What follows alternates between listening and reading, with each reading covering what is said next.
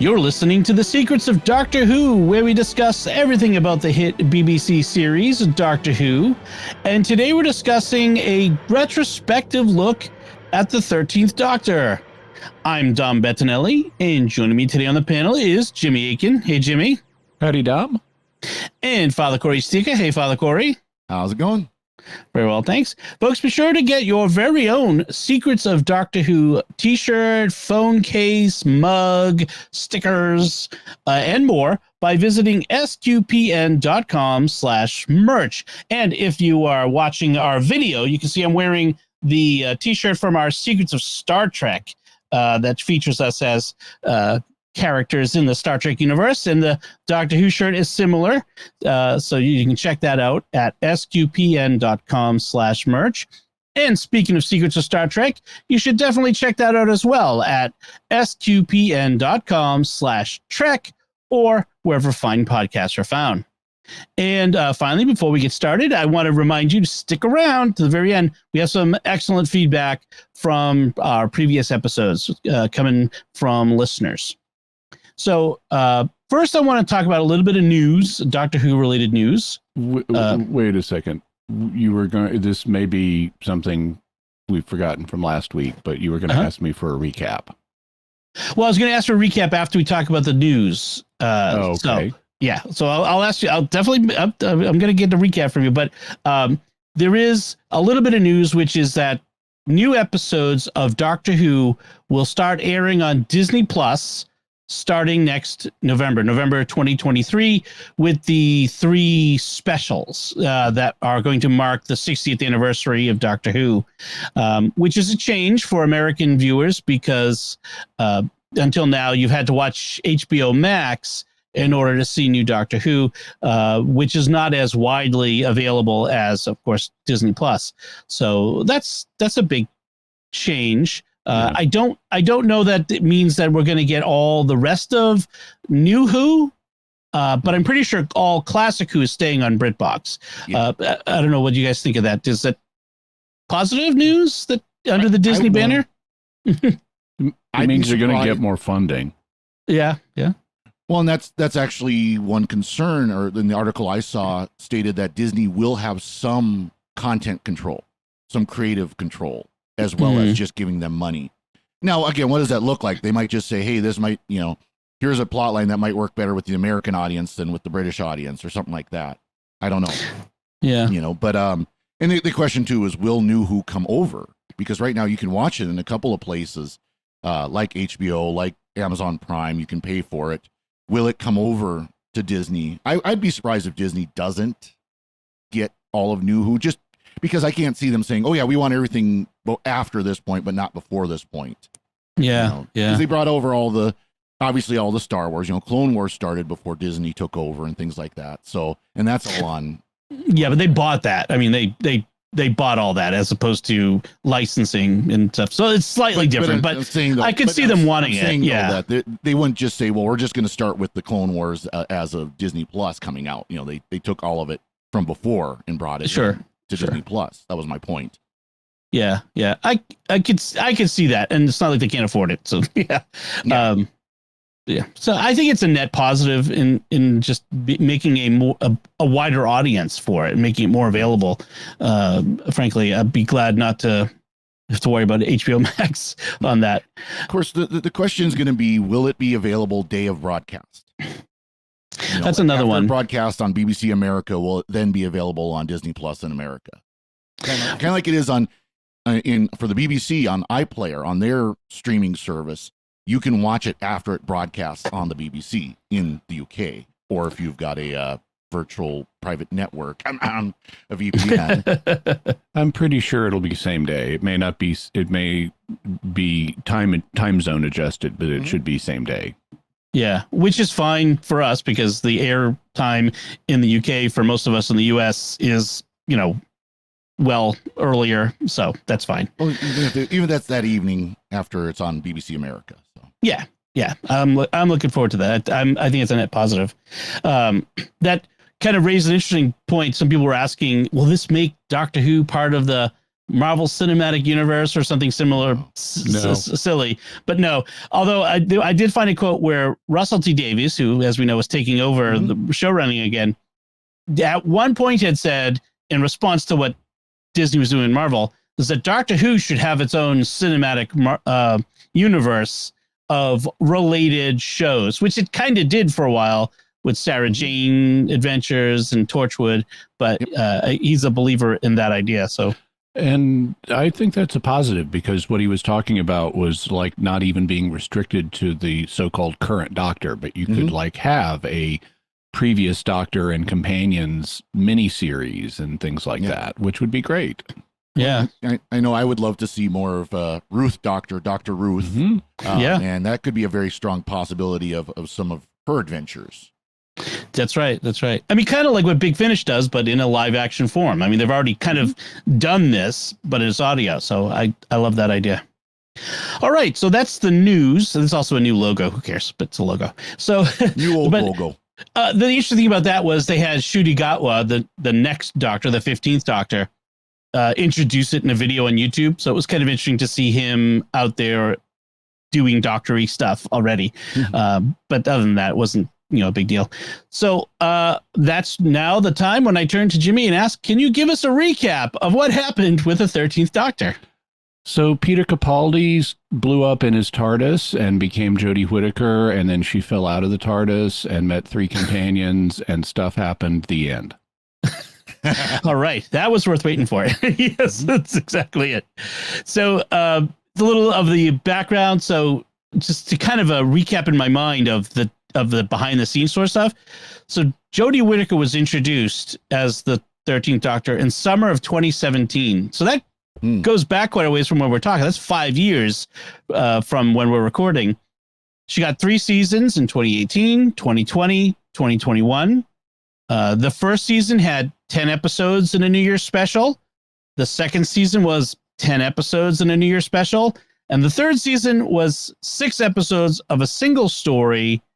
And I'm fairly certain, right? And the regeneration and 3 specials. Right, we're getting 3 specials, but But I don't think we're going to get a New Year's specials. I haven't heard anything about that. Yeah. No, they've said that I've seen it announced in the press that the 3 next specials starring David Tennant as the 14th Doctor will release in November of 2023. Okay, I guess we also missed the one we just talked about, which was the regeneration episode. So that's another special, which is interesting. One of the 3. So there's only going to be 2 more? No. We've only had 3 specials after Flux. The regeneration was the 3rd of the 3. Yeah. I see those 3 specials. Yeah, right. I see what you're saying. We had New Year's, then we had Easter, and now we have regeneration. I get you. Sorry. Yes, you're right. And then there's 3 more coming. That's what I was thinking. Yeah. That has nothing to do with the 13th Doctor. Right. So let's kind of start with a bigger question is what do you think of Jodie Whittaker as the Doctor? How'd she do? What did you think of the 13th Doctor? Father Cory? Is May a good answer? Whatever you want. Yeah, I actually, and it's a larger complaint about that when we talk about Chris Chibnall as showrunner, that there were some ideas there that weren't developed well. I don't feel like the character was developed well, and it's not Jodie Whittaker's fault in many ways. I think it was more writing and, again, show running issues, because Jodie Whittaker is a great actress, but I didn't really think the 13th Doctor developed well until the end, until we got into the Flux season. And then, of course, with the specials, there actually felt to me like a lot more development was done then that should have been done very early on.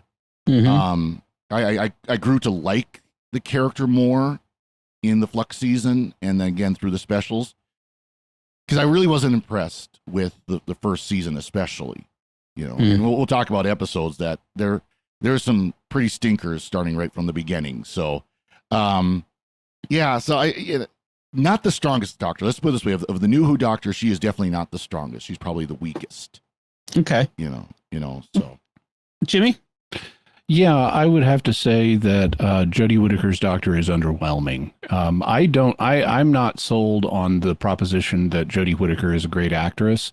The only other thing I've ever seen her in is Broadchurch, and I remember her character being okay in Broadchurch season 1 and becoming very annoying after that. So what I when it was announced that the new Doctor was going to be a woman, which was something that I said you really only want to do if your show's in danger of cancellation, given the situation at the time. You know, you've had a male in the lead. It's been perceived as a male character for more than, for almost 60 years. And having as long as it's working, you don't want to mess with success. So I said, if you see a precipitous ratings drop, that's when you would, or if you were just bringing it back after a cancellation, those would be the times that you would want to perhaps experiment with a female character. And order number 1 for a female character is being likable. And I think Jodie Whittaker in the beginning pulled that off. She was nice as a character. She, on some level, had a pleasant personality.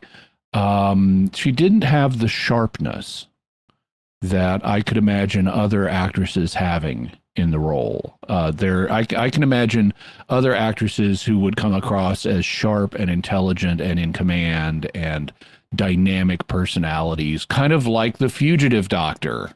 But Jodie Whittaker wasn't. She came across as muddled and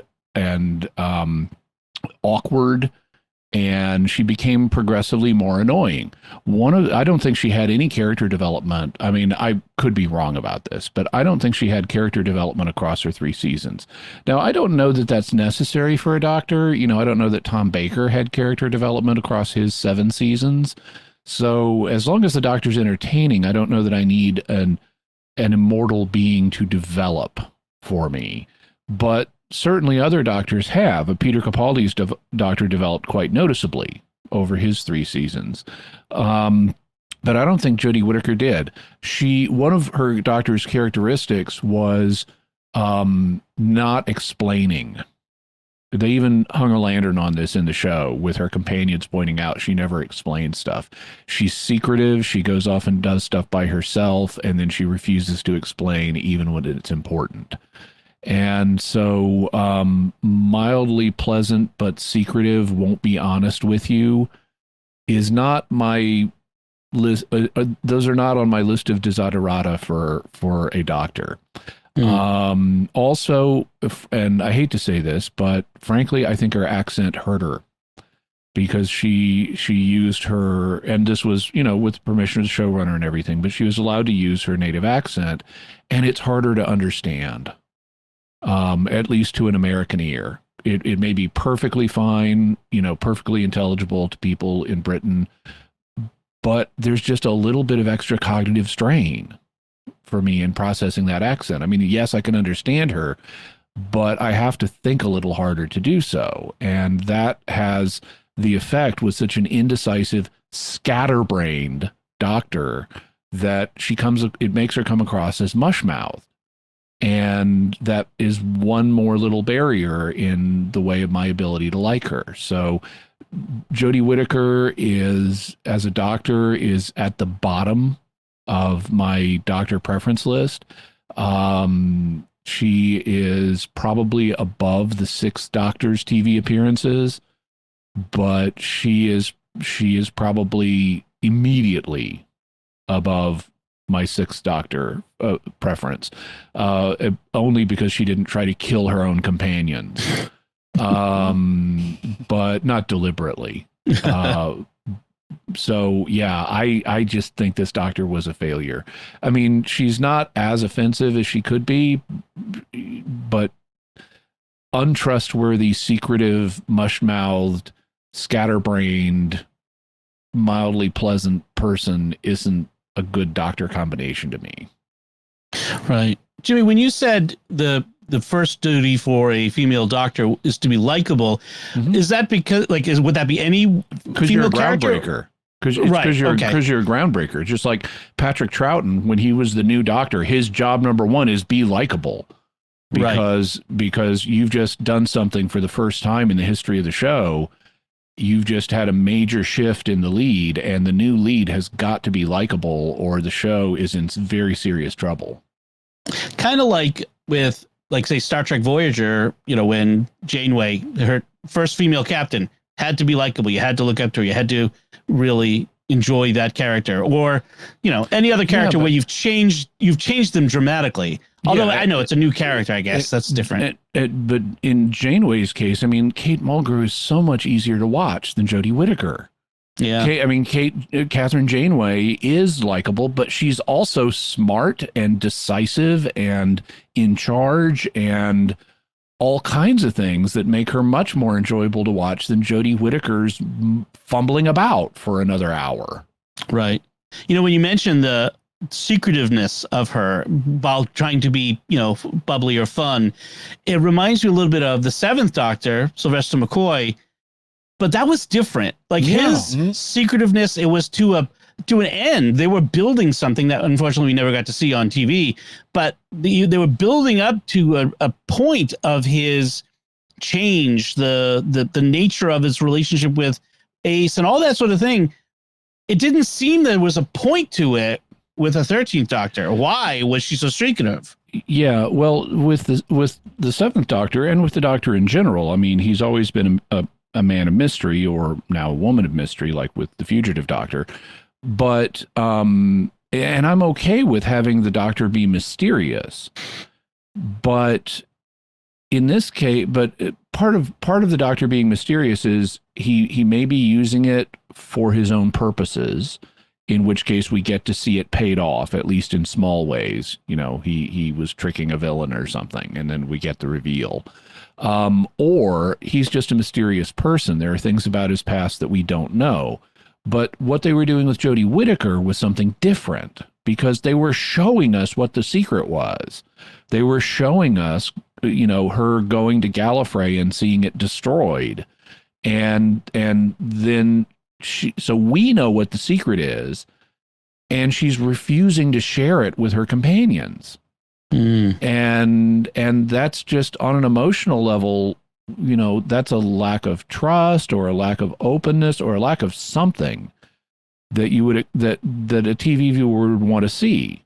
If we've got a character who's supposed to be sympathetic, and the Doctor is supposed to be sympathetic, and this character is like hurting because it looks to them like their civilization has been destroyed, and they're researching that, or, you know, whatever, we want to see them share that burden with someone, and she's not. It's true. It's not mysterious because we know what the secret is. Right. So let's shift gears and let's talk about the seasons, the stories themselves, starting with the first season and the introduction, the first episode with the 13th Doctor, called The Woman Who Fell to Earth. And, you know, we have not just the introduction of her, but also of companions, Graham, Yaz, and Ryan. And the villain of the shows up a few times in the first season. Twice. First and last episodes, right? Tim Shaw, which in my mind is always just his name as Timothy Shaw. Anyway, what did you think of The Woman Who Fell to Earth? The first episode, Father Cory. You know, I have to admit, there's a lot of the episodes we're going to talk about that I have to go back and look at the list on the TARDIS wiki and went, oh yeah, that one. Okay. I mean, it's an introduction episode. It's a post-regeneration episode. And that's kind of what it is. I mean, okay. I'll be honest. That's really my impression of it. It's not anything that I found really memorable. We got introduced to the new Doctor. We got introduced to the new companions. We had the enemy of the week that ended up coming back later. And that was really disgusting enemy of the week, by the way, with the teeth and all that. The teeth face, yeah. Yeah. But beyond that, it just was so unrememberable as an episode, really. How about you, Jimmy? Yeah, I thought The Woman Who Fell to Earth was okay as an introduction. It did what it needed to do. It established Jodie Whittaker. It established the new companions. and we had a villain of the week who had a disgusting face, but and I liked the Tim Shaw into Tim Shaw joke. That was good. I like that. That's fun. Yeah. So I did not like the new interior of the TARDIS or the new sonic screwdriver with the crystal motif. But and I did not like the new Doctor's costume. I think they were kind of trying to go for something Patrick Troughton-y in a certain way, but it looked with the big clunky boots, and just I wasn't a fan of the overall ensemble. I was prepared after The Woman Who Fell to Earth to be open to and to liking this and everything, and it was okay, but it wouldn't hold up. It did have a really nice cliffhanger where they are teleported into space, and the last shot is we just see him floating in space. Right. Yep. For me, that first episode, so the Doctor's outfit is similarly the high water pants, the short. Kind of reminded me a little bit of like Robin Williams from Mork and Mindy. Yeah. It was a sort of old-fashioned look to it.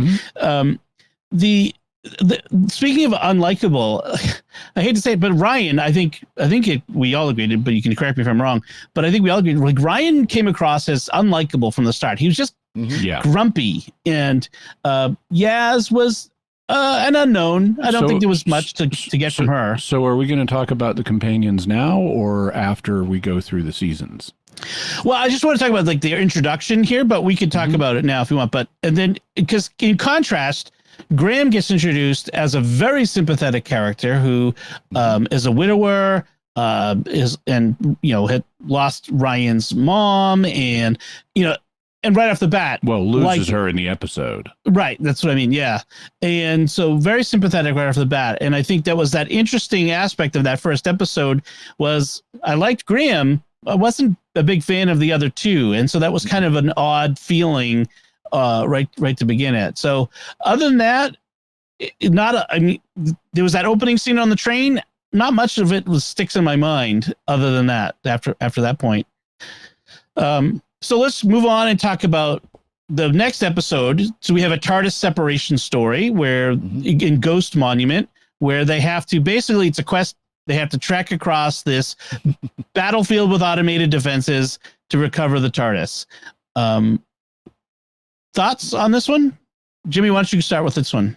Yeah, that's really about all I remember about this one. They're separated from the TARDIS and they've got to find it. And the only other thing I remember from this is they get attacked by these rag monsters and by these flying rags. And the flying rags have the first reference to the Timeless Child, which won't get paid off for 2 years. Right. Yeah, I know it's a full 2 years there. But you, Father Cory. Yeah, this was a role-playing quest put on TV. I mean, it was, we got to go find the MacGuffin. Of course, the MacGuffin being the TARDIS that's mysteriously vanishing in and out of reality. And and we had a few guest characters, temporary companions in the race, because it's like a Survivor, Amazing Race sort of a reality show thing that they were doing, and we had a couple of guest characters. But again, it was a basic adventure plot, not much to go on there. So then the third episode is Rosa, and so this is the Rosa Parks episode, where again we can't do a pure historical. We had to introduce, space, science fiction-y things. And let's turn the preaching up to 11. Yeah. I know you have opinions on this one, Jimmy, so I'll let you get started on that. Yeah, this one is terrible. It's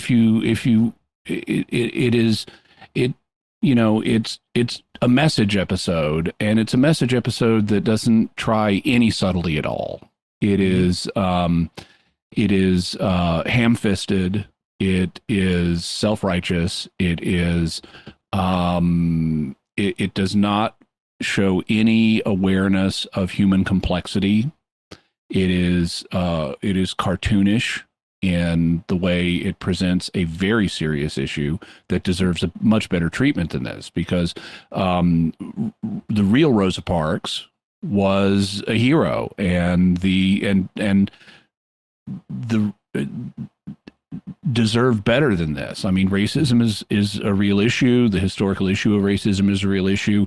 It deserves better than this.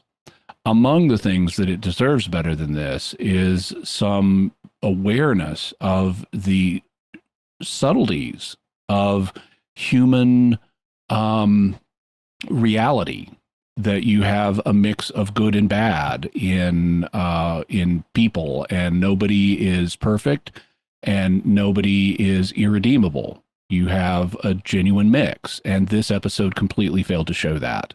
There are no characters in this that are black that are flawed. There are no, I'm accepting the main cast, but of the characters in 1950s Alabama that we are shown, there are no black characters that are flawed. There are no white characters that are virtuous. It is completely divided along racial lines, which of itself is a kind of racism. Also, the science fiction element that you mentioned is completely ridiculous. We have this space racist from the 52nd century. He's from the same time as River Song and Captain Jack. He's used to a galaxy of bizarre-looking humanoids. Why on earth would he care about skin color among Homo sapiens? That makes absolutely no sense. The only way you can be racist is if you've led a very sheltered existence where you don't encounter and interact with people.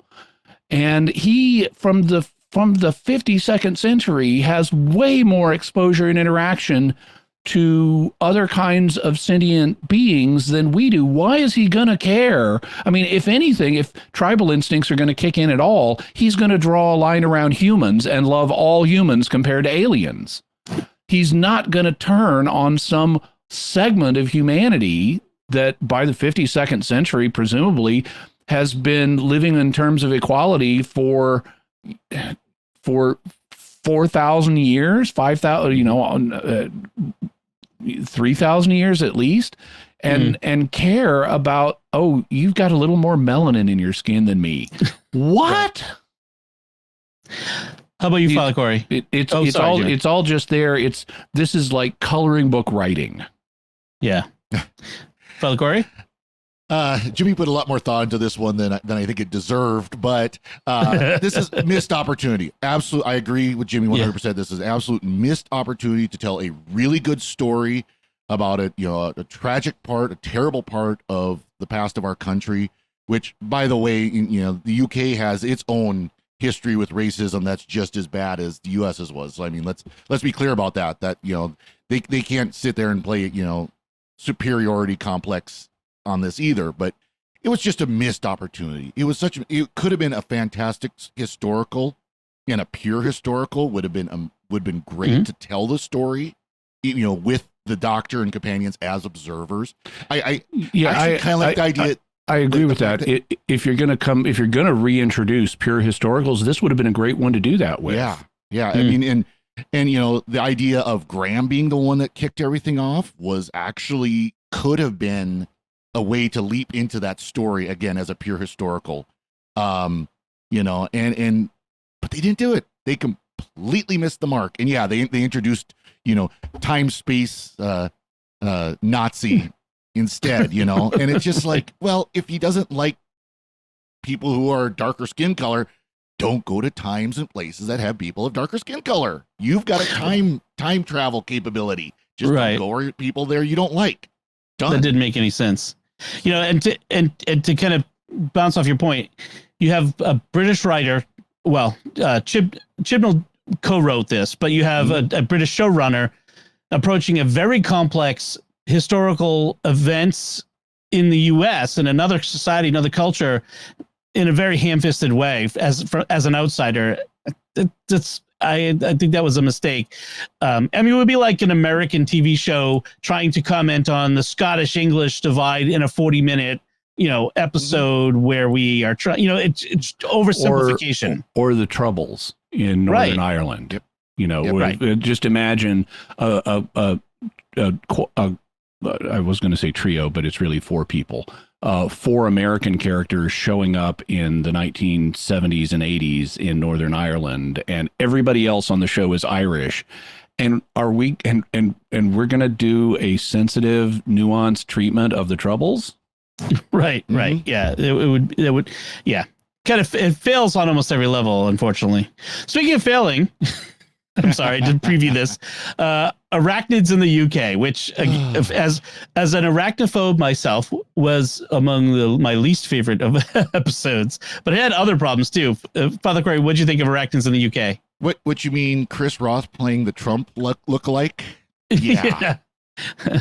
They finally get an American actor to play an American character, and it's the guy's supposed to basically be Trump without the orange hair. Yeah, this was bad. You know, if they had left that part out of it, I'm fine. I'm not the biggest fan of spiders either. If they're in my house, they get squished. But and even it was a toxic waste dump. Well, that's been done in Doctor Who many times over. Okay, fine, whatever. But just the political, and of course, again, remember, this came out in 2018, right in the middle of the Trump presidency. I mean, they literally they may as well just taken like a Trump sign and slapped you up the face with it, as explicitly as they were doing that with that character. Yeah, I mean, this was another one that was just horrible. I mean, and again, it was poking at American politics is really what it was. Which is interesting. They did that 2 episodes in a row. They did the racism in America, then they did Trump in America, and it was very American political focus from a particular point of view, which was a weird way to start. What do you think, Jimmy? I think it's not a good way to win an American audience if you're regularly twice in a row taking pokes at America, because they clearly did not approve of the Donald Trump character. He was not portrayed sympathetically. And so again, we have lefty preaching going on, and I understand how the entertainment industry skews left, but suck it up, entertainment industry. The country doesn't, and so you need to know your audience and entertain your audience. That's your job. I don't care what your personal views are, but if you start intruding your politics on screen, it gets annoying really fast, and it did here. Now, I did like what they did, having made the decision to introduce a Trump surrogate character. I liked the fact that, and I thought it was creative, that the Trump surrogate character hates Donald Trump because he's always being compared to him. That's fun. Okay. Yeah. If you're going to have a Trump surrogate, that's fun. But having a Trump surrogate overall was a mistake. Also a mistake. And of course we get a simplistic plot about, okay, great. Chemical waste causes giant spiders. Oh, it's not like I haven't seen that plot since the 1950s. Yeah. Yes. I mean, how many B movies are there about giant bugs because of radiation or chemicals or both? Yeah. So not a creative episode, pretty thin plot. And then the ending is they fail the Old Yeller test.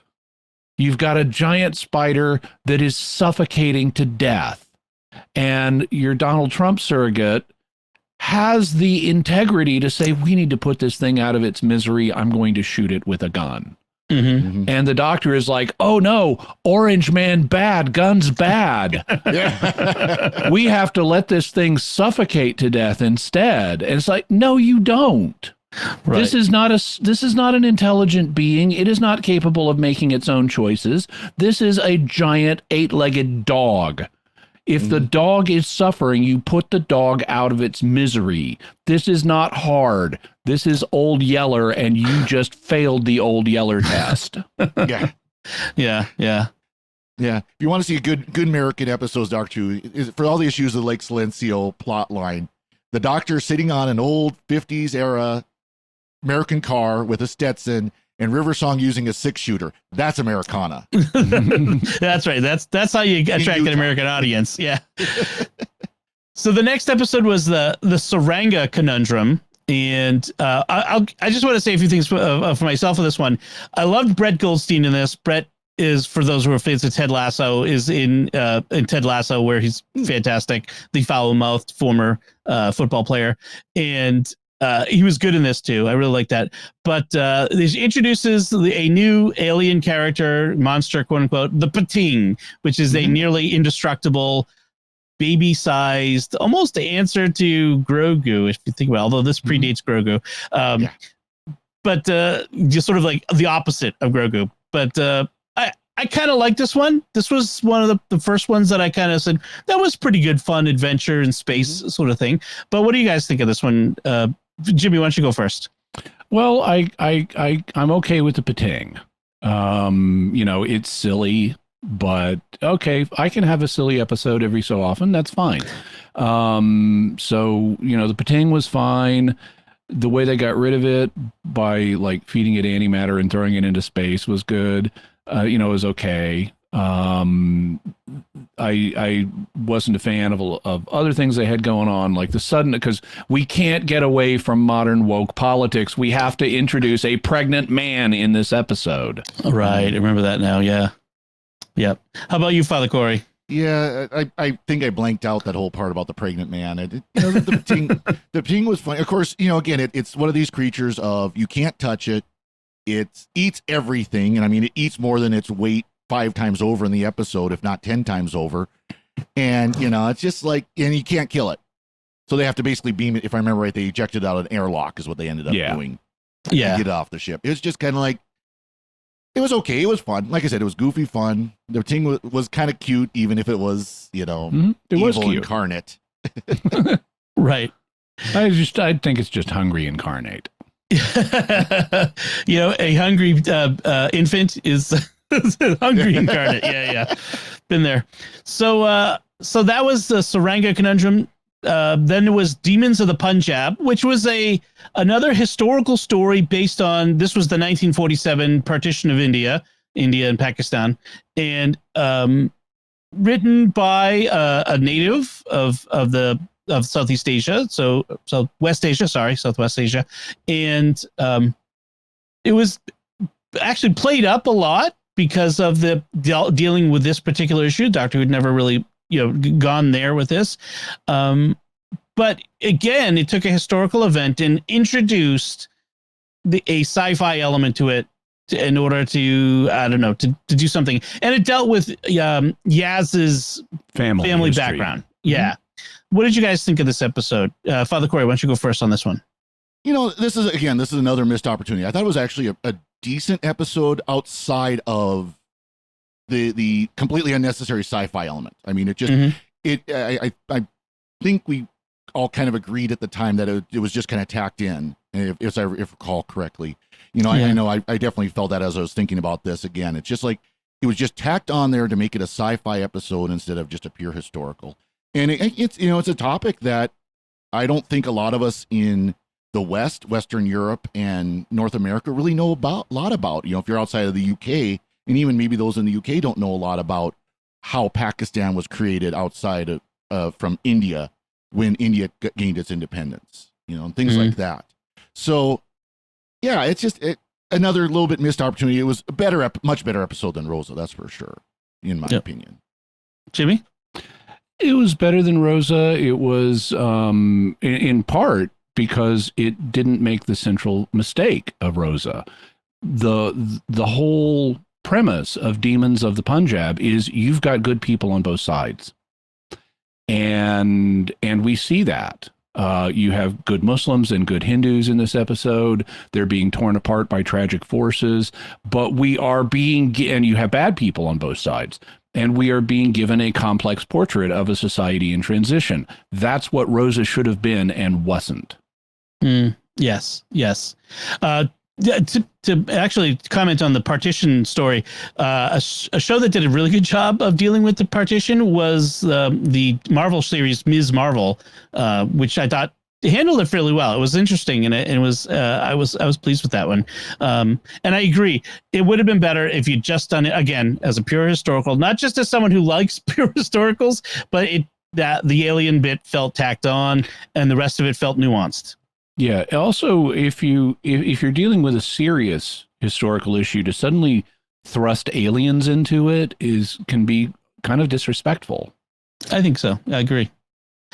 So from the serious to the silly a little bit, we go to Kerblam, which dealt with the Doctor in a sort of future Amazon.com analog and making it silly. Jimmy, what did you think of Kerblam? I liked Kerblam. I mean, I remember liking it. I don't like, as much as I like anything in this era, I remember Kerblam being enjoyable. I liked the Kerblam ma'am, the Kerblam man, who shows up and delivers packages. And despite the fact that this was a kind of corporate, I mean, they did something a little bit different than what you would expect, because they're using Kerblam as a surrogate for Amazon, and you're expecting them to do some, massive corporation evil statement here. And it turns out the villain is an employee who's a terrorist. And instead of it being just an evil corporation. And it's like, okay, I mean, I've seen evil corporation episodes on Doctor Who a lot. Yeah. I mean, like, I don't know what the earliest is, but like, for example, the Fourth Doctor story, The Sunmakers, comes to mind, and there are a lot of other underworld. There are a lot of other faceless, bureaucracy episodes. And so I've kind of seen all those. It's nice for once to have a twist where it's not just completely paint by numbers. Let's, color in the existing shapes and do a coloring book in this story. Having that twist was okay with me. How about you, Father Cory?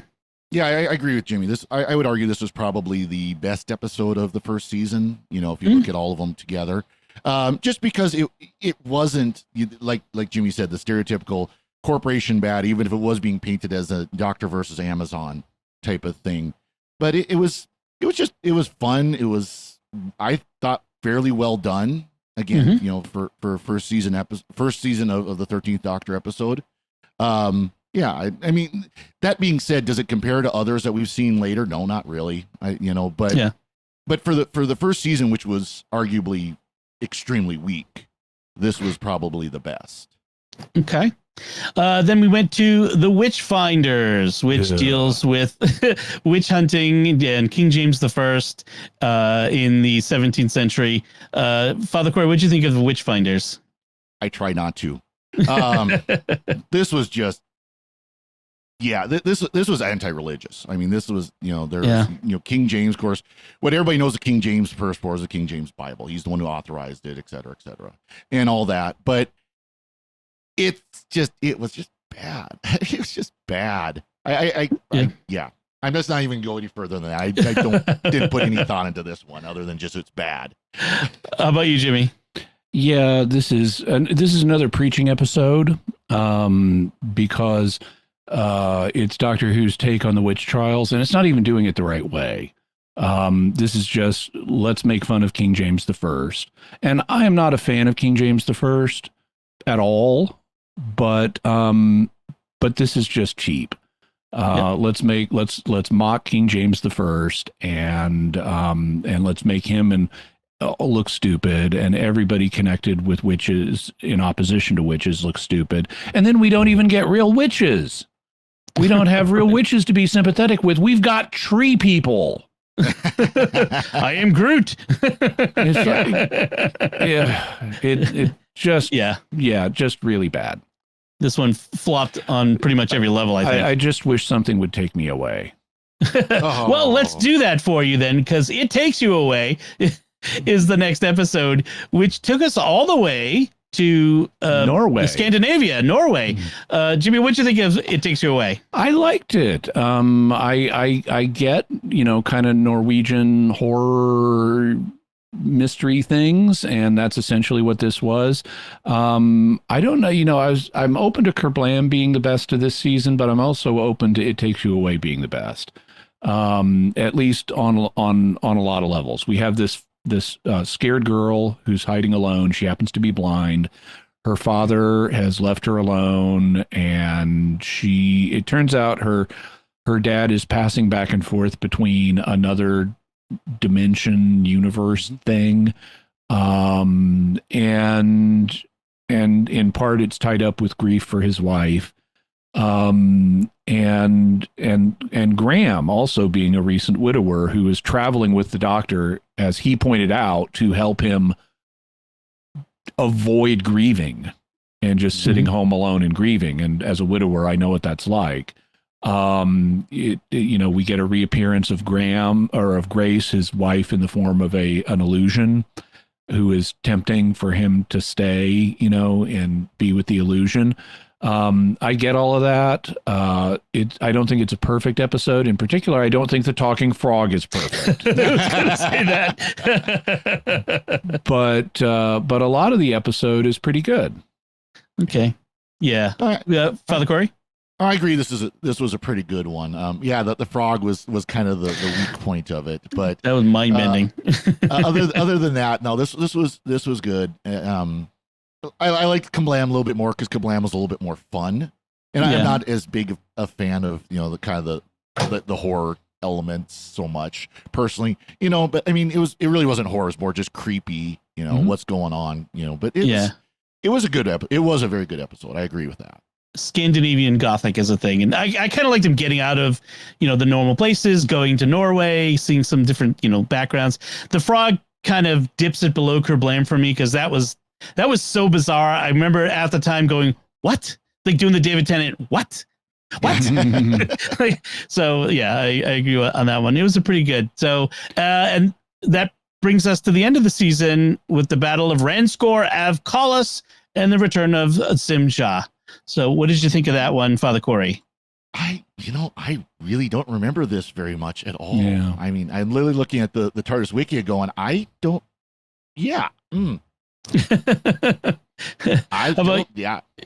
think much of it. Let's put it that way. Jimmy, how about you? Yeah, I think of it as the one with the pretentiously long title. The Discovery title. It's not because there's not much of a battle here. I mean, we've got our four heroes against Tim Shaw, and there are a couple of additional mysterious alien characters who are pitched as if they're initially villains, but then it turns out no, they're like here to observe or something and show respect or something like that, and they're not really villains. So it's really a 4-on-1 fight. Our four heroes versus Tim Shaw, right, is not much of a battle. So it's got a pretentious, overly long title.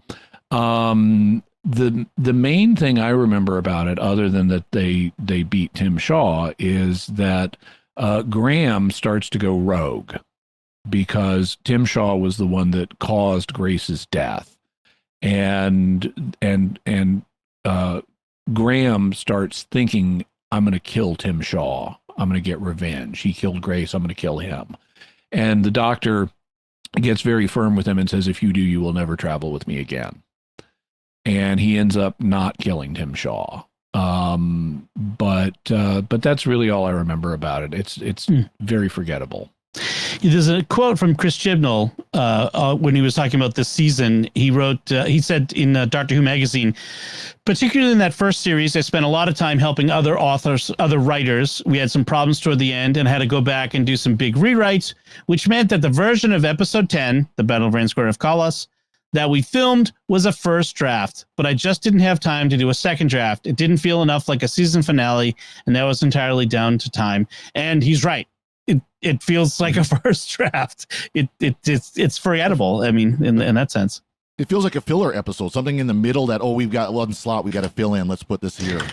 Yeah. I mean, I guess if you're doing the arc thing where you're bringing back the villain from the beginning, that would be this episode. And it just didn't feel enough like it made that connection. So I agree with Chris Chibnall. It was not a great episode. And one of the things about this season was they made a big deal about we were not going to have any Daleks, we're not going to have any Cybermen, no Master, it's all going to be new, whatever. And so then we come to the first New Year's special instead of a Christmas special, and we have Resolution, which introduces the Daleks again. Well, Well, I Jimmy? wouldn't laugh at that. I mean, they kept their promise. They did they did the season with all new opposition. And so, okay, for the holiday special, even though it's not a Christmas special anymore, it's a New Year's Day special, which is not that's not trading up. Yeah. Okay. People do not care about New Year's Day. Let's have the big annual New Year's Day tradition of watching TV together. Really? As I deal with my hangover. Yeah. So, but, it's like, okay, now we get something familiar. Good. We needed to reintroduce the familiar at some point, and the Daleks are a good starting point. Mm-hmm. And this is an atypical Dalek story in that it deals basically with a single Dalek that is stranded on Earth and and has to like rebuild Dalek armor for itself. And okay, fine. Other than that, so I thought it was fine, but pretty forgettable otherwise. Yeah. Father Cory? Yeah, I agree. It was okay. I mean, you had the scrap metal Dalek. I mean, that's pretty much what it's remembered for. That was kind of fun. This Dalek, the being, the actual Dalek creature, creating its own shell out of scrap metal, or getting its shell made out of scrap metal, I should say, because it was controlling a human to do it. And it kind of continues the conspiracy theory that Nick Briggs has something on somebody at the BBC so that the Daleks have to appear at least once in every season of Doctor Who for the rest of his life. And Cyberman, and he either has something or has a really good contract. Somehow he got a really good contract, one of the two. Right. Was Chris Noth in this one again as Jack Robertson, or was that, am I misremembering that? I think it was a different corporate overlord. It was, Chris Noth is, Jack Robertson is who? Trump, the Trump analog. The Trump guy. No, he's in next year's New Year's special. Yep. Okay. That's what I was getting confused. There was a different corporate overlord doing something bad in this one. All right, so that brings us to the season 12, which begins with the bang of Spyfall, which is a Bond, even right down to the name, it's sounds like Skyfall. So it's a sort of a Bond analog. And we have the reintroduction of the Master, this time played by Sacha Dhawan. So Jimmy, what'd you think of this episode? Well, I thought it started off on kind of a sour note where you have, what's his name? Stephen Fry, playing someone who has not been informed that the Doctor is now a woman, and he pulls off one of the most cringy lines ever when the Doctor is introduced to him. And it's like, no, of course, everyone knows the Doctor is a man. And like, dude, your staff needs to brief you. And it's just bad writing. And then the Doctor said, "Oh, I've had an upgrade." It's like, okay, paint by numbers. Yeah. Yep. But then we get this interesting spy character named O, who is sympathetic, and I liked O. And O has all this knowledge. He has this knowledge about the Doctor. O is really nice. He's really sympathetic. He could be a potential companion, and he's the Master. Yeah, that was awesome. I loved that. Great reveal. Yeah, yeah. The second half of Spyfall is not as great. We have this evil British. So he's not the Trump guy, but we have this evil British tech billionaire guy who. And the plot just kind of unspools, and he leaves at the end, and we never hear of him again. And so I thought the ending of Spyfall was not great. Part one was a lot of fun, especially with O and the reveal as the Master. Yep. Father Cory? Oh, I like Spyfall and all with its weaknesses. Yeah, and I love the fact that the Master named himself O just to get the. That's why I used the name when the Doctor realized who he was. He goes, oh, yeah. I mean, that's such a Master thing. Pick a name where it's just like it leading to something, Yep. So it was. I enjoyed it. It really was a good start to the second season. I think it really got the second season off to a pretty decent start, all in all. But yeah, there were some weaknesses to it, but it was fun. Okay. That brings us to Orphan 55. Father Cory, I'll let you go first and let Jimmy take it away on the second part. But go ahead. Most painful episode ever. I mean, it was just, you went from, the height of Spyfall to this. I mean, it was just, oh. I'm just going to let Jimmy go because he's going to say everything I'm thinking anyways and do it more entertaining than I could. That's all right, Jimmy. Worst episode of the season by a lot. Incredible. It's another preachy episode, this time about global warming. And it is simply incredibly ham-fisted. It is incredibly on the nose. It introduces a bunch of characters who are hard to take seriously. I mean, like we have the character Hyphen, whose name is, number one, Hyphen's name is spelled with a 3. Hyphen is her name. Hyphen is a squirrel woman with a tail and everything. This character is just a pile of eccentricities, I guess, meant to be funny in a global warming episode that is incredibly ham-fisted. We then have I forget his name, Nevi, I think, who has the green hair, and his son Silas, who also has the green hair. They're at this spa. There are these older people, Benny and Vilma, who... Well, anyway, we have this excessively, and they aren't even all, we have this excessively large cast. And it turns out the villain is this young woman named Bella, who has set explosives around a spa where her mom works. And her mom looks nothing like her and doesn't look old enough to be her mom. Her mom's name is Kane. And this is some kind of revenge family thing in a spa on a futuristic Earth that has been corrupted by climate change, and now humans have evolved into these creatures that look really repulsive called the dregs. And then we get this Aliens 2 or Aliens subplot. I mean, the movie Aliens, where we take a big extended van out on the tundra and have alien human creatures picking them off, and also Ryan sneezes a multi-platform virus, which is actually kind of interesting. You have this virus, it can jump between technological platforms and biological platforms. And that's kind of cool. That's interesting. And then it turns out to be the magic solution to everything. Right. And Ryan gets to suck his thumb in this one. Literally. So there's that. Yeah. And then we get the most at the end, we get a double whammy ending where the doctor, after they solve the problem and they're back on the TARDIS, the doctor gives us a lecture about the dangers of global warming. And then we cut to a stinger of one of the dregs screaming in our faces just to drive the point home. Right. And it's like, guys, the best thing about this episode, I mean, the only good thing about this episode is it inspired Sycorax Rock to make a musical review based on the number Mambo number 5. That's right. So so the review is Orphan 55, and during the course of the musical review, Sycorax Rock sings demoralizing coda's out of place. This episode already made its case.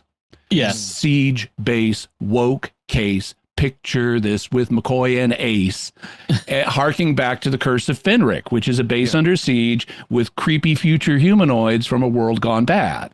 Right. But by far, skip the episode, just listen to the song. It's much better. The only thing I would add is there was also a callback to the Sixth Doctor story, Mysterious Planet, when they go underground and find the subway station, the Russian subway station, that's the reveal it's really Earth, which is something they already did once in the Sixth Doctor's time. And that's in the song too. It's like this was Earth. We wrecked it. Man, just call it the mysterious Captain Planet. Mysterious Captain Planet. Yeah, that was good. So yeah, for people who may not know, Captain Planet was an ecologically themed cartoon show in the 1990s. Yeah.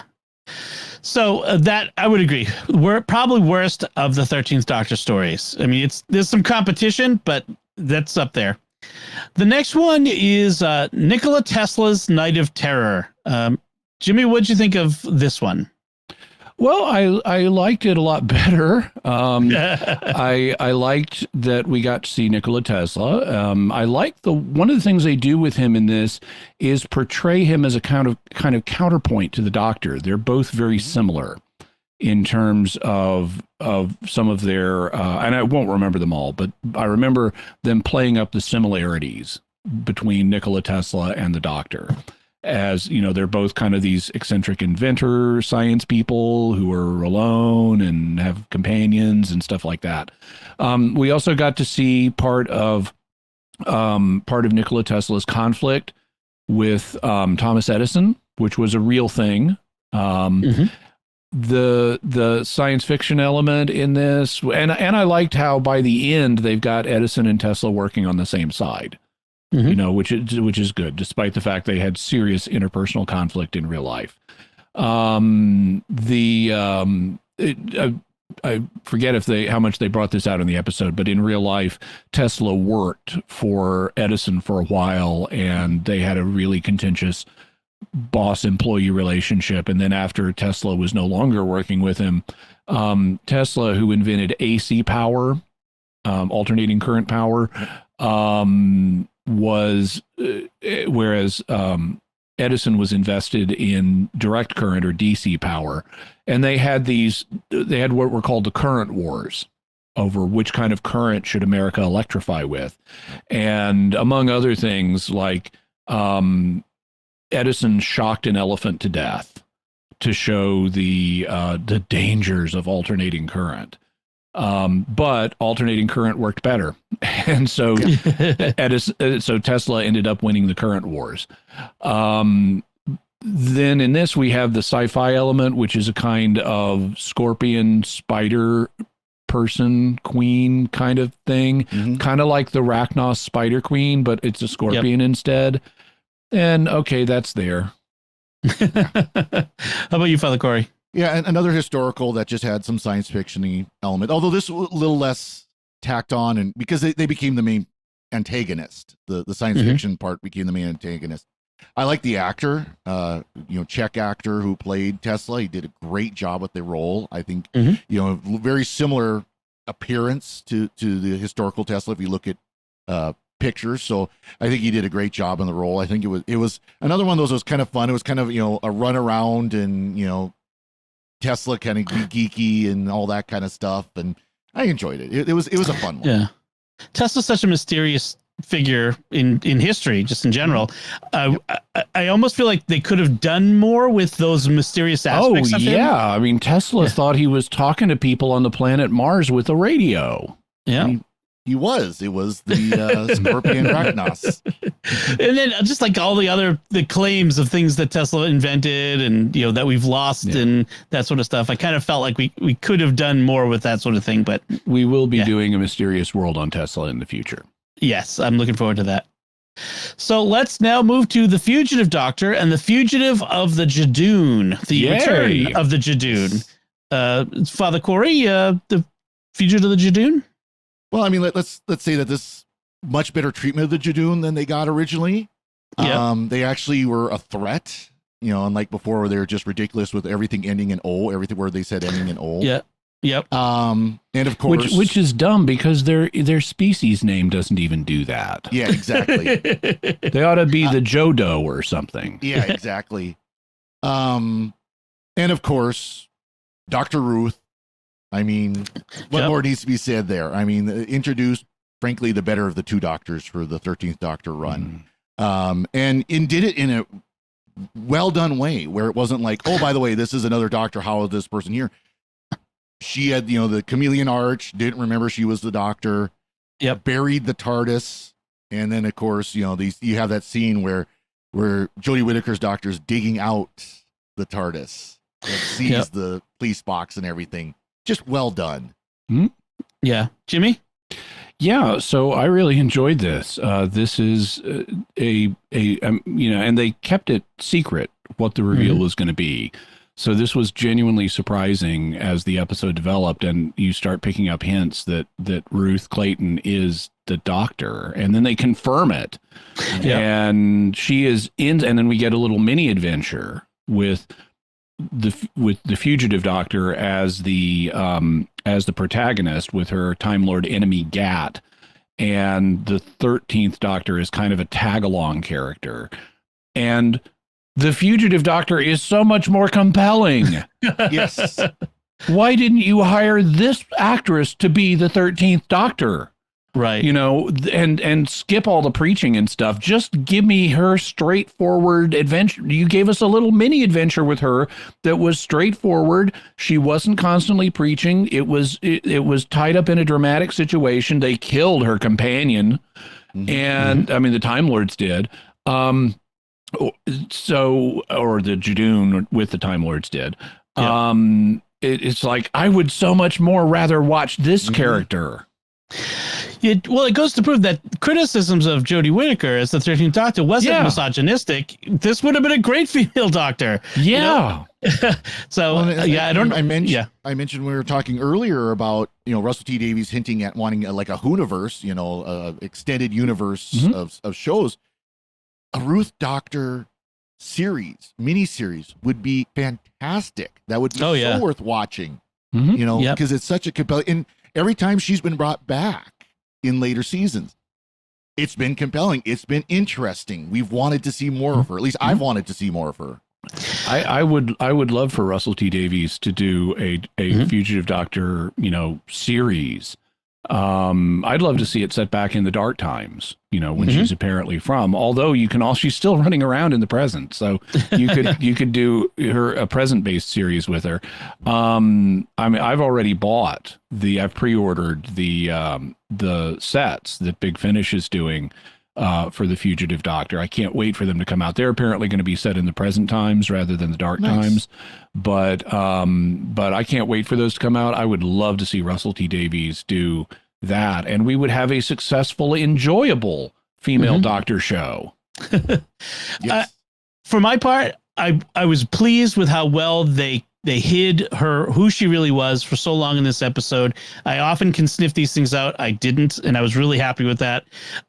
This episode brought back Jack Harkness for good or for ill, mostly for ill, and reintroduced some elements of the Timeless Child. Kind of, how could the Fugitive Doctor fit in with the 13 Doctors plus War Doctor? Like, how does this all work? So it introduced some more of that mystery, and also brought up the lone Cyberman, who would become important at the end of this season. So we get the first mention of that as well. So I feel like all around this was a pretty successful episode. I was pleased with this one. All right, so then there's Praxeus, the plague-related episode. Yes, more climate change and or whatever environmentalism. Yeah, another high to low. You go from the great, the great Fugitive of the Judoon to this, and again, this is just another one. The disease that turns people to plastic basically because of all the plastic that was in the ocean and all this other stuff. We got all these microplastics within us, and it's just plus Hitchcock's The Birds for some reason. Yep. Jimmy, what did you think of Praxeus? Plastic bad. Plastic bad. Yes, microplastics. Everyone has to know about microplastics. All right, so let's move on from that. Can you hear me? I didn't even remember this one. Yeah, it's a TV show with a cartoon in it. Yeah. Right. What did you think of this one, Father Cory? Again, I'm looking at the wiki, interest or synopsis on it. It's like I don't remember it. One thing it mentions that it kind of advances the Timeless Child stuff, but I don't remember this one at all. I really don't. I know it's very hard to remember, but it's the one where they go to 1300s Aleppo in Syria. And there's some kind of strange a cross time connection between a girl from Aleppo and the future. And it does have a cartoon in it guys, and Star Trek has done this too, where they think they're being profound by telling us something in the form of a cartoon of an ancient legend. Stop that, please. Yeah. Yeah. This had the not Eternals, Immortals. What was it? The from the classic Who, like the Guardian, the White Guardian, Black Guardian. Yep. The sort of gods Zelen and Rakaya. Yeah. But this one has also infamously had Yasmin dealing with her suicidal thoughts. That after school special thing that they had at the end, which today on a very special episode of Doctor Who. Yeah. I mean, I don't want to make light of suicide. None of us do, of course. No. We're not making light of that. It's the ham-fisted way in which they kind of drop this after-school special style of this. If anything, that's treating it lightly, is to tack it on to the end of this episode. Well, and just so I've been kind of holding this back, but I was going to mention it when we talk about the companions, but they gave each of the three companions this season a disability. Graham is a cancer survivor, Ryan has dyspraxia, and Yaz has depression and suicidal thoughts. And it's like, okay, wait. 3 companions and they all have disabilities and they're gallivanting around the universe. I mean, that is too much, dude. And furthermore, I mean, you if you're severely disabled, okay, there's a reason Indiana Jones doesn't have dyspraxia. When you're running through the temple with the idol, you need to have good muscular coordination. If you're going to be running through alien planets and environments and corridors with the Doctor, you're going to need that. And similarly, you can't be constantly wallowing in your own depression, and you can't be constantly worrying about your own health. So none of them do. They immediately drop these disabilities they've given them. So it's like Chris Chibnall wanted to make some kind of statement by having 3 disabled companions all at once. And then because it's not practical to be a time-space adventurer with a major disability, the disabilities have to just vanish and not be explored at all beyond a single episode discussing them. Right. And this happens to be one for Yaz. So that's, can you hear me? Then we get to the beginning of what essentially is a 3-episode arc, although the last 2 episodes truly form a 2-parter, but this one introduces it. So the Haunting of Villa Diodati, which takes up a real story about Shelley. It's about the writing of Frankenstein with Mary Shelley and Lord Byron and a couple other people who were holed up at the Villa Diodati in Geneva in the year without a summer after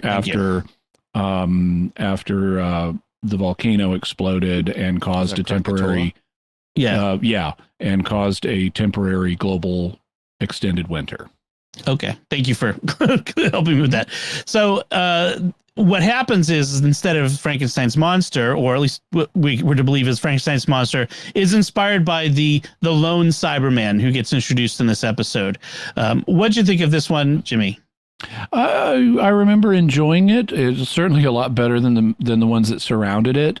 I mean, it's still a Chris Chibnall era episode, so it's not marvelous, but it was a lot better. The lone Cyberman is an interesting character in that he's half converted, and we can even see his face because his armor is damaged. But he's like a Cyberman fanatic. He like has a backstory. He has a tragic backstory. He credits his upgrade with ending his pain, and he wants to see everybody else's pain ended too. So he's like a real Cyberman fanatic, but he still has emotions. We also get to see the Cyberium, which is this. It looks like it's floating Mercury, but it's the cyber control nexus for the all cyberkind, I guess. And it sets up our motion towards the climax. And it was well done. I enjoyed it. I enjoyed it seeing Mary Shelley. And in fact, Mary Shelley is such an interesting character. In Big Finish, she's actually been a companion of the Byron-esque Eighth Doctor. Oh, cool. Father Cory? Yeah, this was, the historical part was enjoyable, with Mary Shelley and all them was enjoyable. It was kind of fun. You're really a little bit ridiculous, but of course, but fun. And then yes, the Lone Cyberman Ashad being introduced and later fleshed out over the next couple episodes and season. And of course, we see him in the Power of the Doctor, or a cloned version of him in the Power of the Doctor. Right. So that then brings us to the final two episodes, the two-parter for this season, Ascension of the Cybermen and the Timeless Children. Father Cory, what did you think of these? These take us to the end of the universe again. Yes. What did you think of this? Well, and of course, this is where we get the ridiculousness of the Master turning the bodies of the Time Lords into Time Lord Cybermen. Yep. Which again come out later too, but it was okay. I mean, it was a Cyberman story. I mean, you can't get much more than that. I mean, it was a ship full of Cybermen, and of course, the shot is there, and bringing back the trying to bring back the Cyber Empire and all that kind of stuff. I remember it being just kind of a typical Cyberman action story. Nothing really stands out to me as I think about these.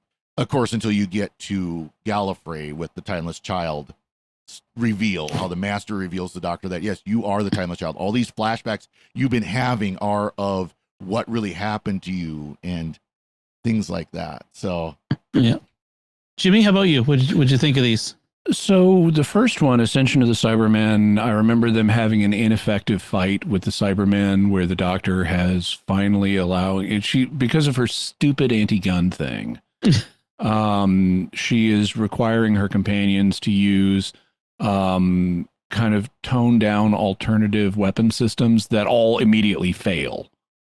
And so they have to, once again, it's just like any pacifists. You have to rely on people who aren't pacifists to protect you. And which is part of the innate hypocrisy of pacifism, unless you're willing to just die. And so other people who've actually been fighting the cyber wars are like Kosharmas, who's a new character that's introduced, end up being more effective. Then we get into the Timeless Children, whose name is ambiguous. I mean, I kept for the longest time wondering, okay, is that a reference to the Doctor and the Master? But I think no, the answer is that the Timeless Children are all the Doctor, because they reveal that what's her name, Tectayun, the Doctor's foster mother, killed her a bunch of times in the process of exploring regeneration. So I like the retcon of there are pre-William Hartnell Doctors. That's fine.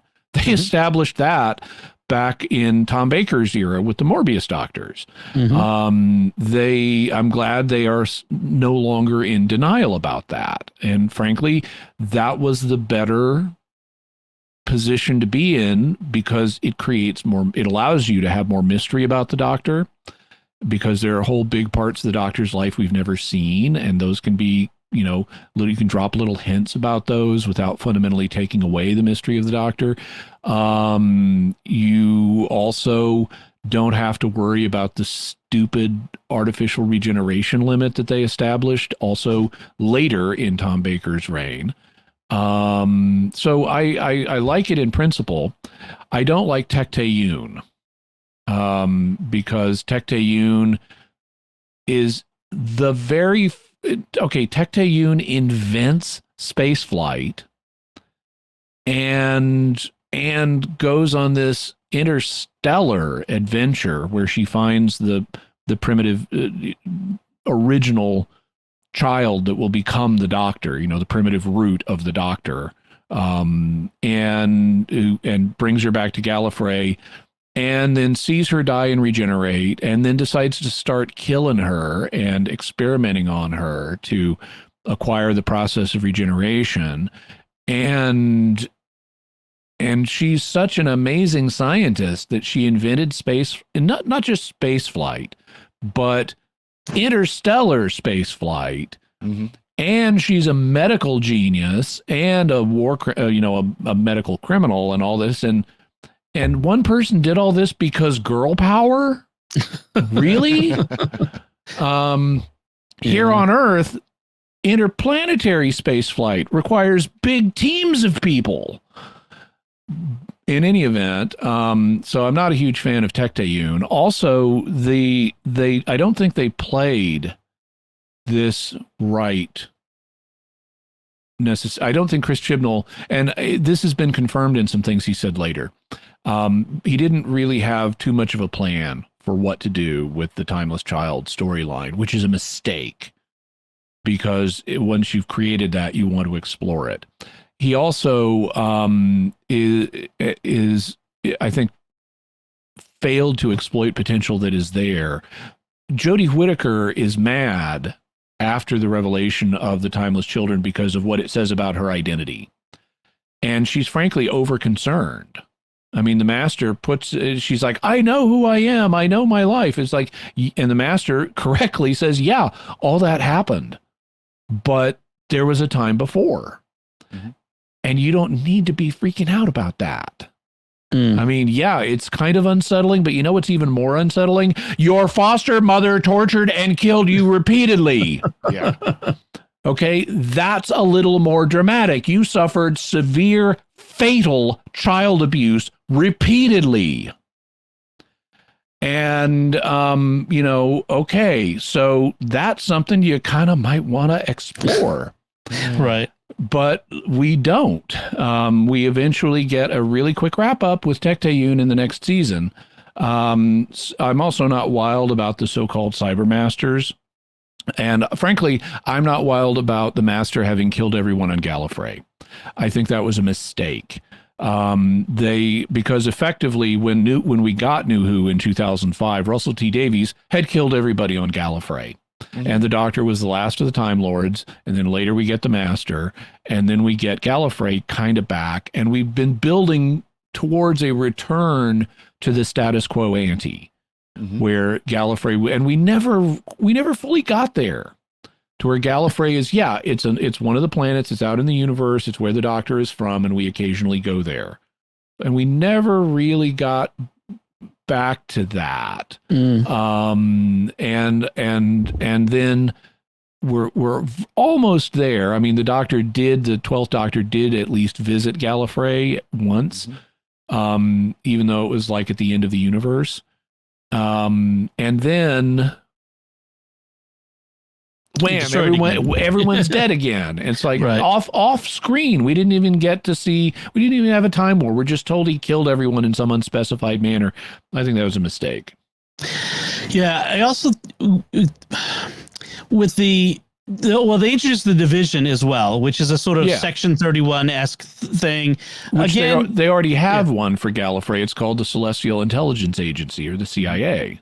Right. So there was a lot of introduction of new lore, some of which is good, but most of which they just haven't done anything with. And we could talk about what we hope for with the Russell T Davies era, but there's still a lot of unmined potential here. But I agree for the most part with what both of you had said about these episodes. So that brings us to the next New Year's special, which returns us to the Daleks, the Revolution of the Daleks. And this one, Jimmy, what'd you think of Revolution of the Daleks? Yeah, it was something that happened on New Year's, and it had that Donald Trump guy in it again. See, this is where I got confused, because it was because we had two New Year's specials with the Daleks return. This one had Jack Robertson in it, not the other one. Father Cory, anything memorable? Well, this was a continuation of the last one, the last New Year's Day special, and it was just you had corporate and government colluding to try to mine the Dalek technology, and they end up creating new Daleks, and they fight other Daleks, and like you said, Donald Trump guy was back. Yes, Orange Hair Man bad. All right, and then from there, and we also forgot the Doctor was in jail for whatever reason. Well, because the right. Jadoon at the end of the Timeless Children, the Jadoon beamed into the TARDIS and grabbed her. That's because right. she's still a fugitive. The Time Lords still have an active contract on her, apparently, with the Jadoon. Right. We also didn't mention that she was in the Matrix for a big part of the Timeless Children as well, which wasn't all that memorable. But the Matrix is never memorable. At best, it's a holodeck. Exactly.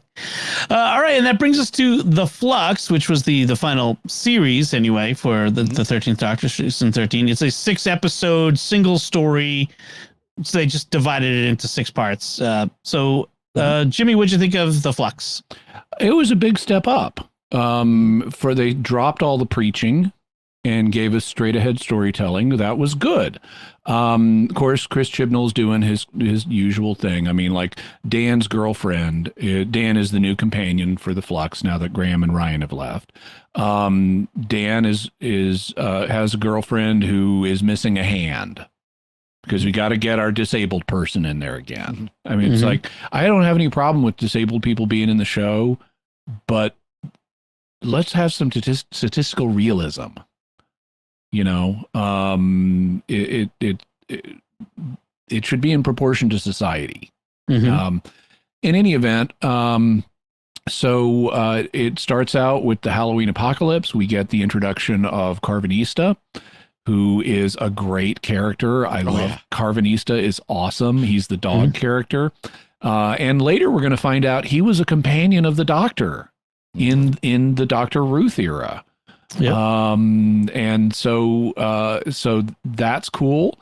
We get the villains Swarm and Azure, who are also from the Dark Times, and have a regeneration-like technology because Swarm regenerates in the first episode.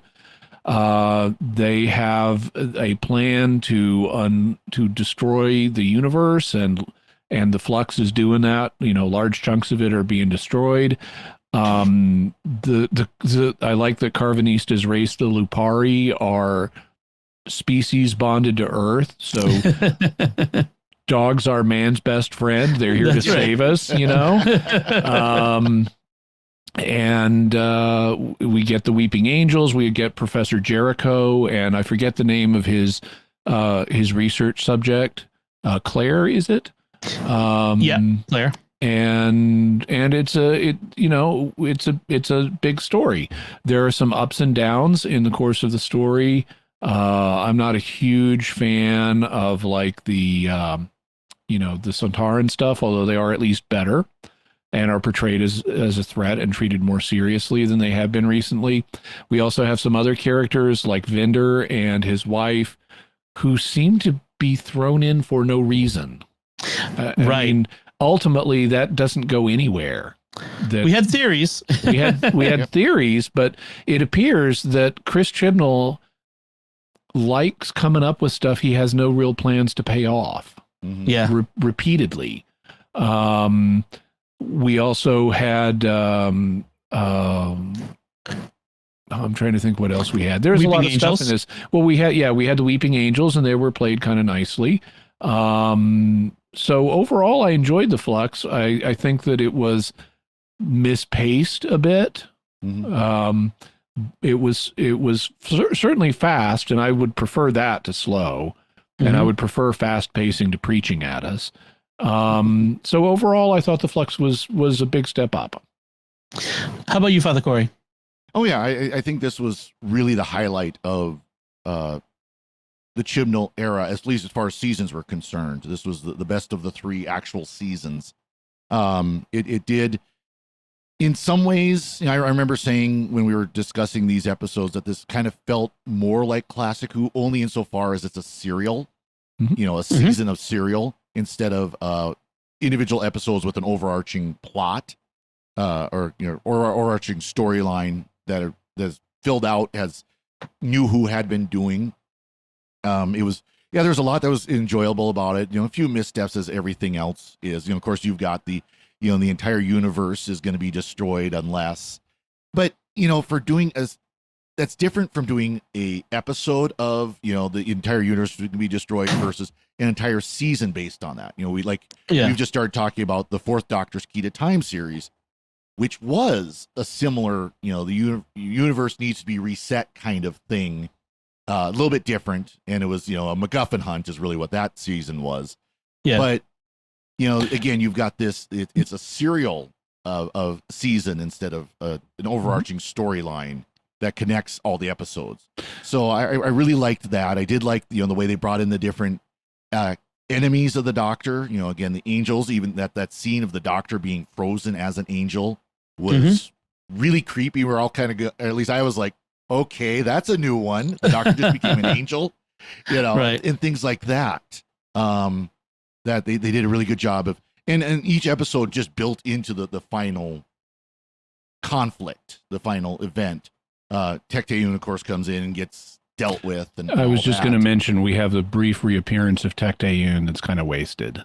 Yeah. And I would have liked to have seen her being used through more of the season, kind of as the connector, because it turns out she's the one that's kind of running this whole flux thing that's destroying the universe. So, but it was a very interesting season. It was I agree with Jimmy. It was too quick. It was probably a little too short. It probably could.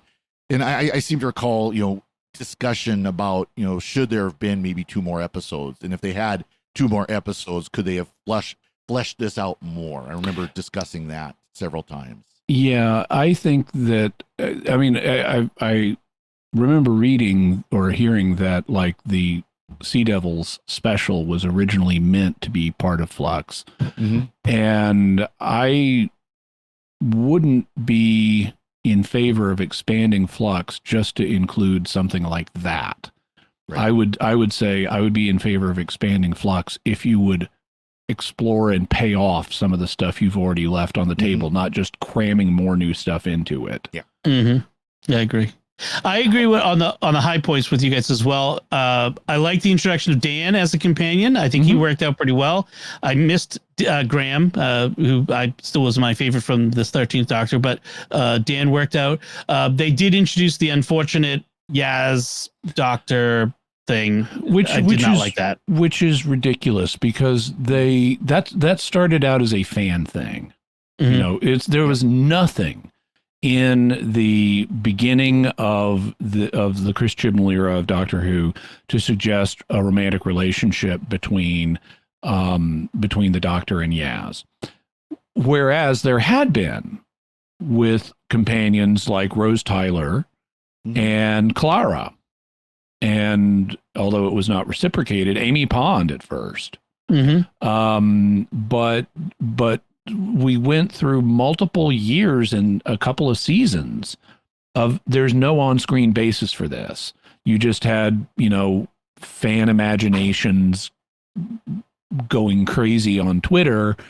And eventually Chris Chibnall decides to pick it up and make it part of the show because whatever. And it comes out of nowhere. It is not set up. It's just, okay, this is just cheap fan service. Yeah.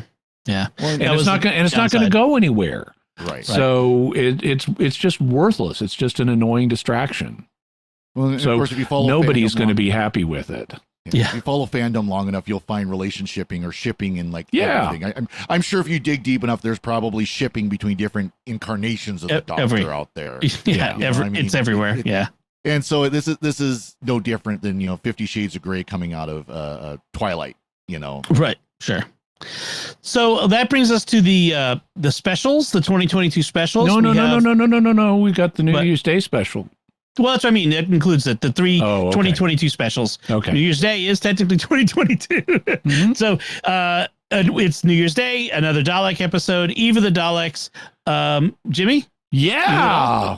Finally, a fun Dalek episode. I mean, the first special, the first New Year's Day special was, it was okay. We got a rust bucket Dalek. Second one was, this one is fun. We get time travel on New Year's Eve and looping and, are there plot holes? Yes, of course. course. It's not perfect, but in terms of just fun factor, we get a meet cute between the owner of the self-storage facility and the customer who shows up every New Year's Eve. and we have Daleks and looping, and yeah, this one's fun. I enjoyed this. Nick and Sarah, they were really great. Yeah. Yeah. Cory, how about you? Oh yeah, I like this, and how they would learn from loops, and how they could kind of figure things out. And yeah, it was well done. It was it was just fun. It was good adventure, and of course you had to have the closing of the storage unit being destroyed, so all the fireworks can be going off right at midnight. And, of course, I think on New Year's Day. So I think it's a rule. Yeah, I think it's a rule that holiday specials, whether it's Christmas or New Year's, they should be fun above all, and it shouldn't be a downer. And this was fun. There was a lot of fun about this. There was a lot of comedy, a lot of good jokes, a lot of serious moments, but it was really good. And the introduction of these two secondary characters, Sarah and Nick, I think worked out really well. So then that brings us to the next special, which was the first Easter special, although the episode had nothing to do with Easter. It just coincidence of timing. Legend of the Sea Devils. Father Cory? It had the Sea Devils. You had pirates. Female pirate, because girl power. Yeah. Based on a real female pirate, I guess. But yeah, that's true. But still, okay. Yeah, it was fun. Whatever. Okay, Jimmy. I thought it was less fun. Okay. The plot holes in it were just too big for me. There were lots of plot holes. It was not. I mean, okay, the Sea Devils were in it, but there was just a ton of stuff that didn't make sense. So I thought it was mediocre. I didn't actively like, oh, this is the worst thing ever. It's not. It's just, to my mind, it's quite mediocre.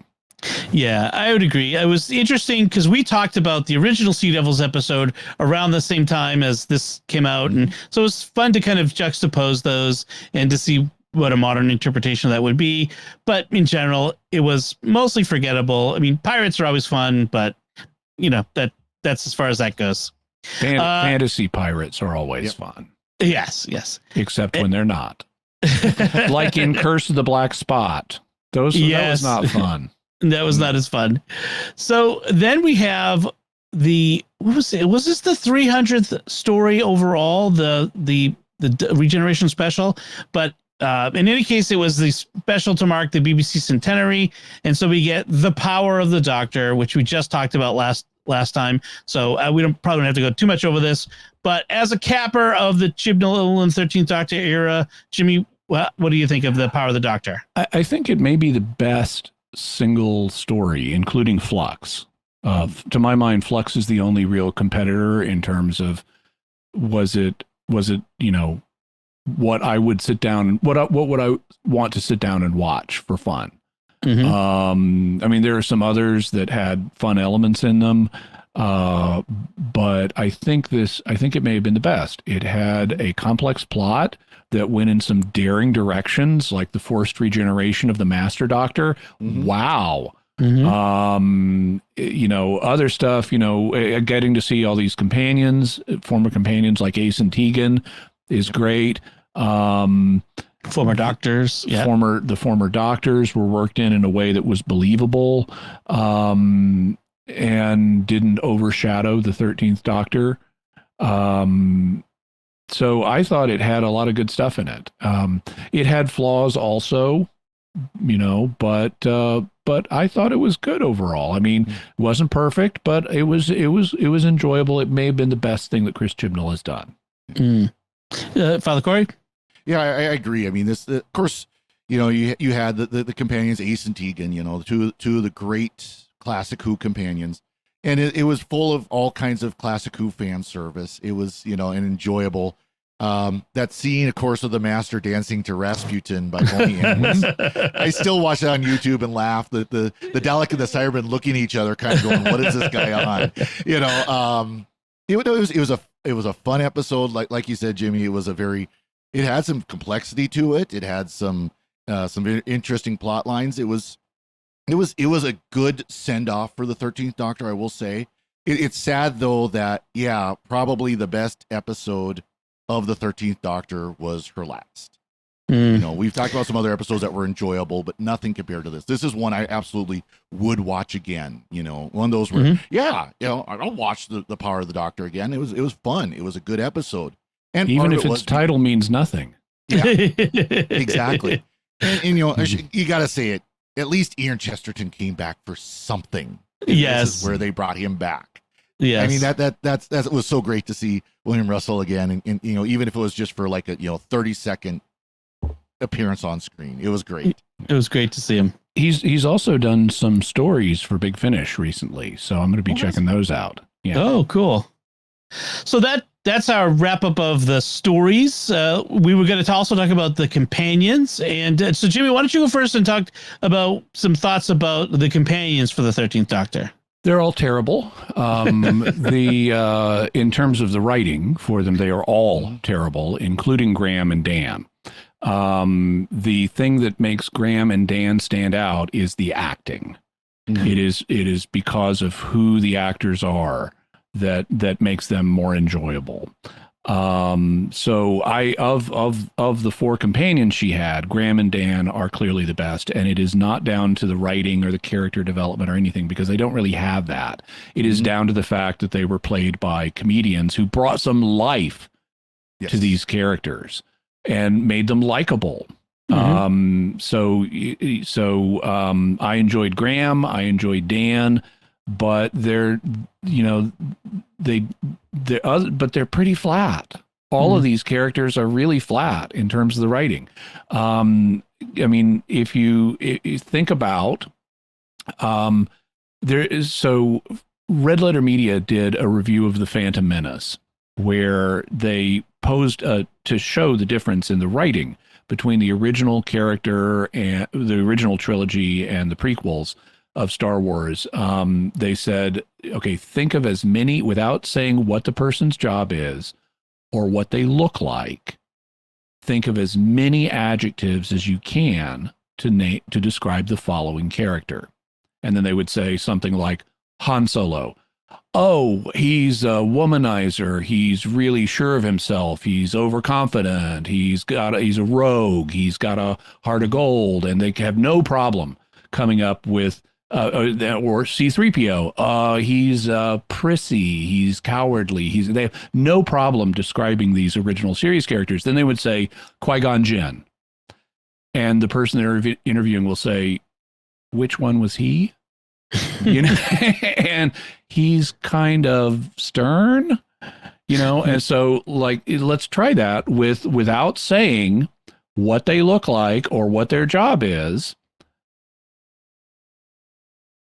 Graham. Yeah, funny. Okay, good. Yeah. Largely down to the actor. What else? Grieving, dealing with grief. Really? Dealing with grief? A lot?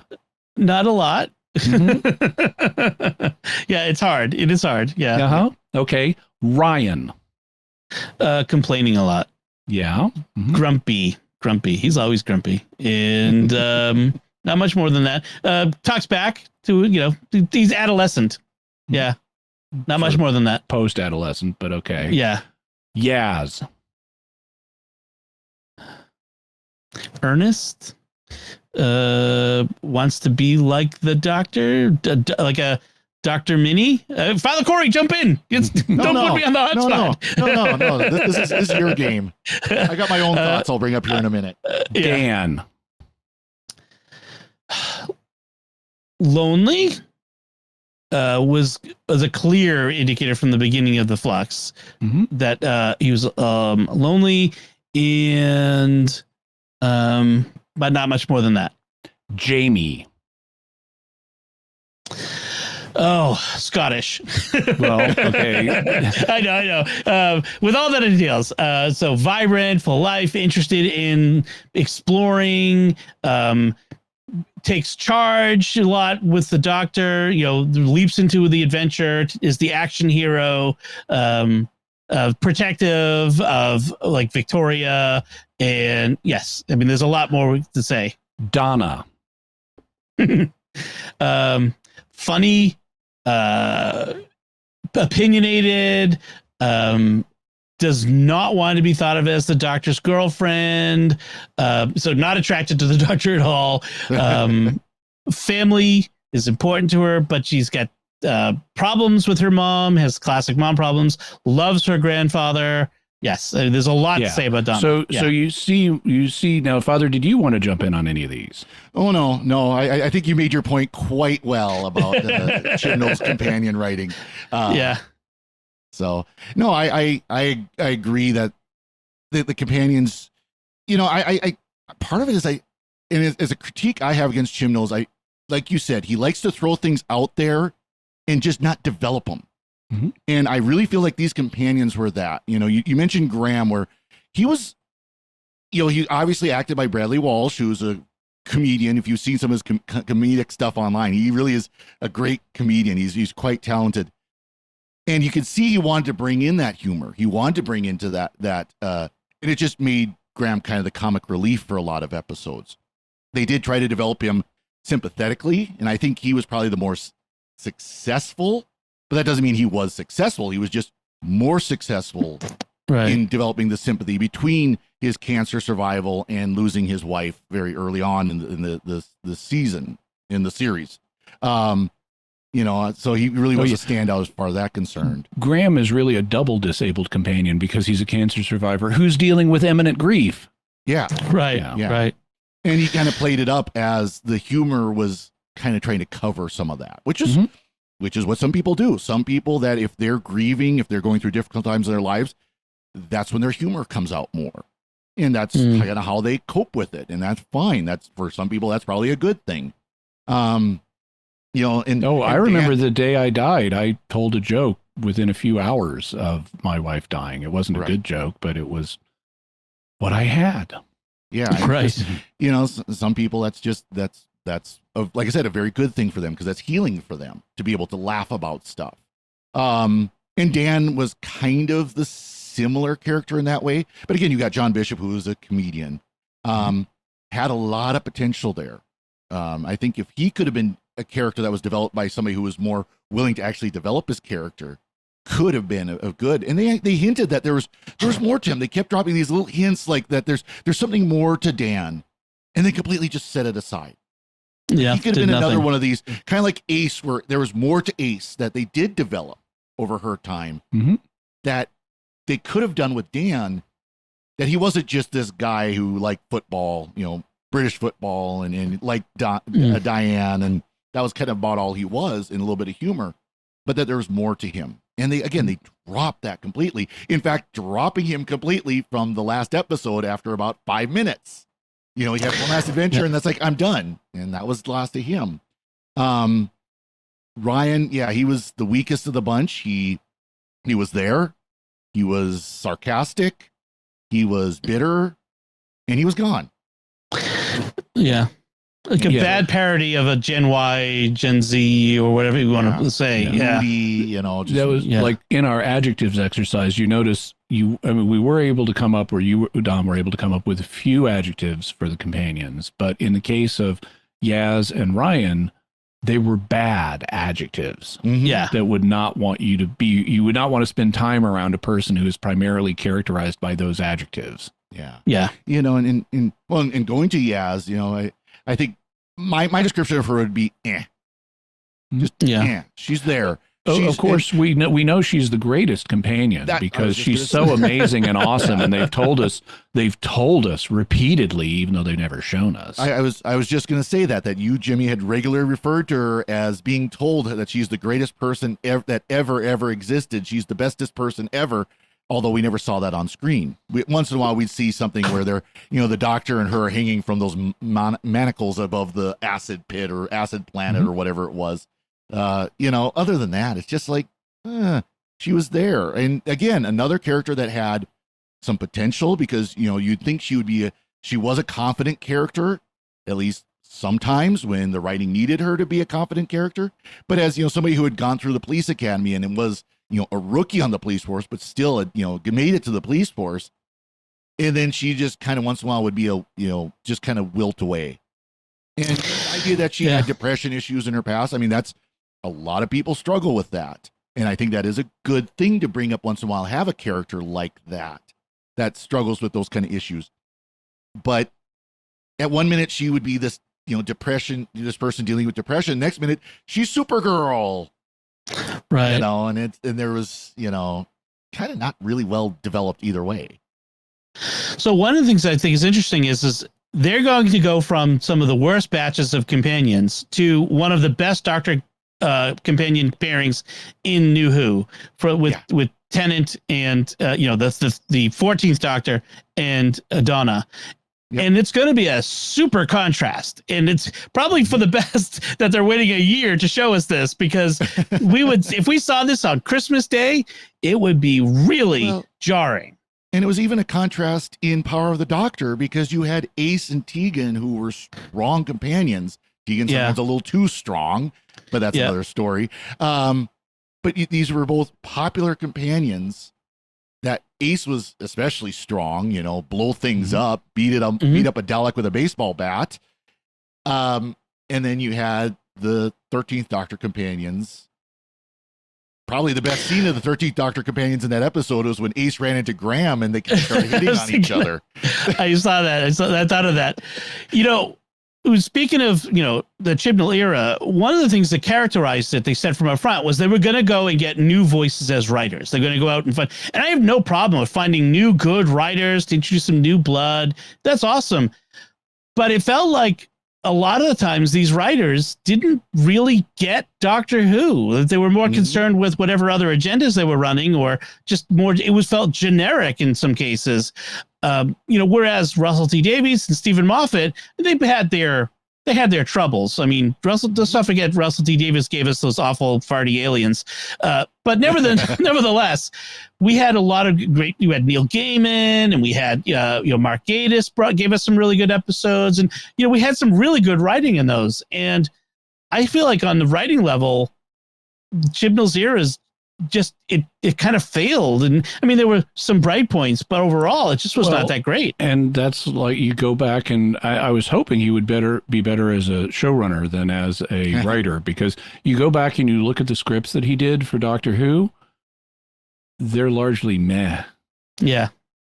42 is probably the best of them. Yeah. And I enjoy 42. But a lot of his stuff, like, it was just kind of They were not, Silence in the Library, Forest of the Dead, Blink, or Midnight. Right. Well, you want to go do the question thing is, name some of the writers from this era. You mentioned Neil Gaiman, you mentioned Mark Gatiss, of course, Stephen Moffat, even Chris Chibnall himself. We know these names from the eras that came before Chris Chibnall took over. Who's the writer of Rosa?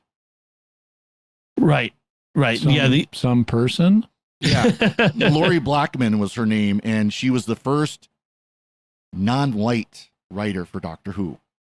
Right. And that kind of, which is sad. I mean, it's sad because it could have been more potential for her strength, but it wasn't.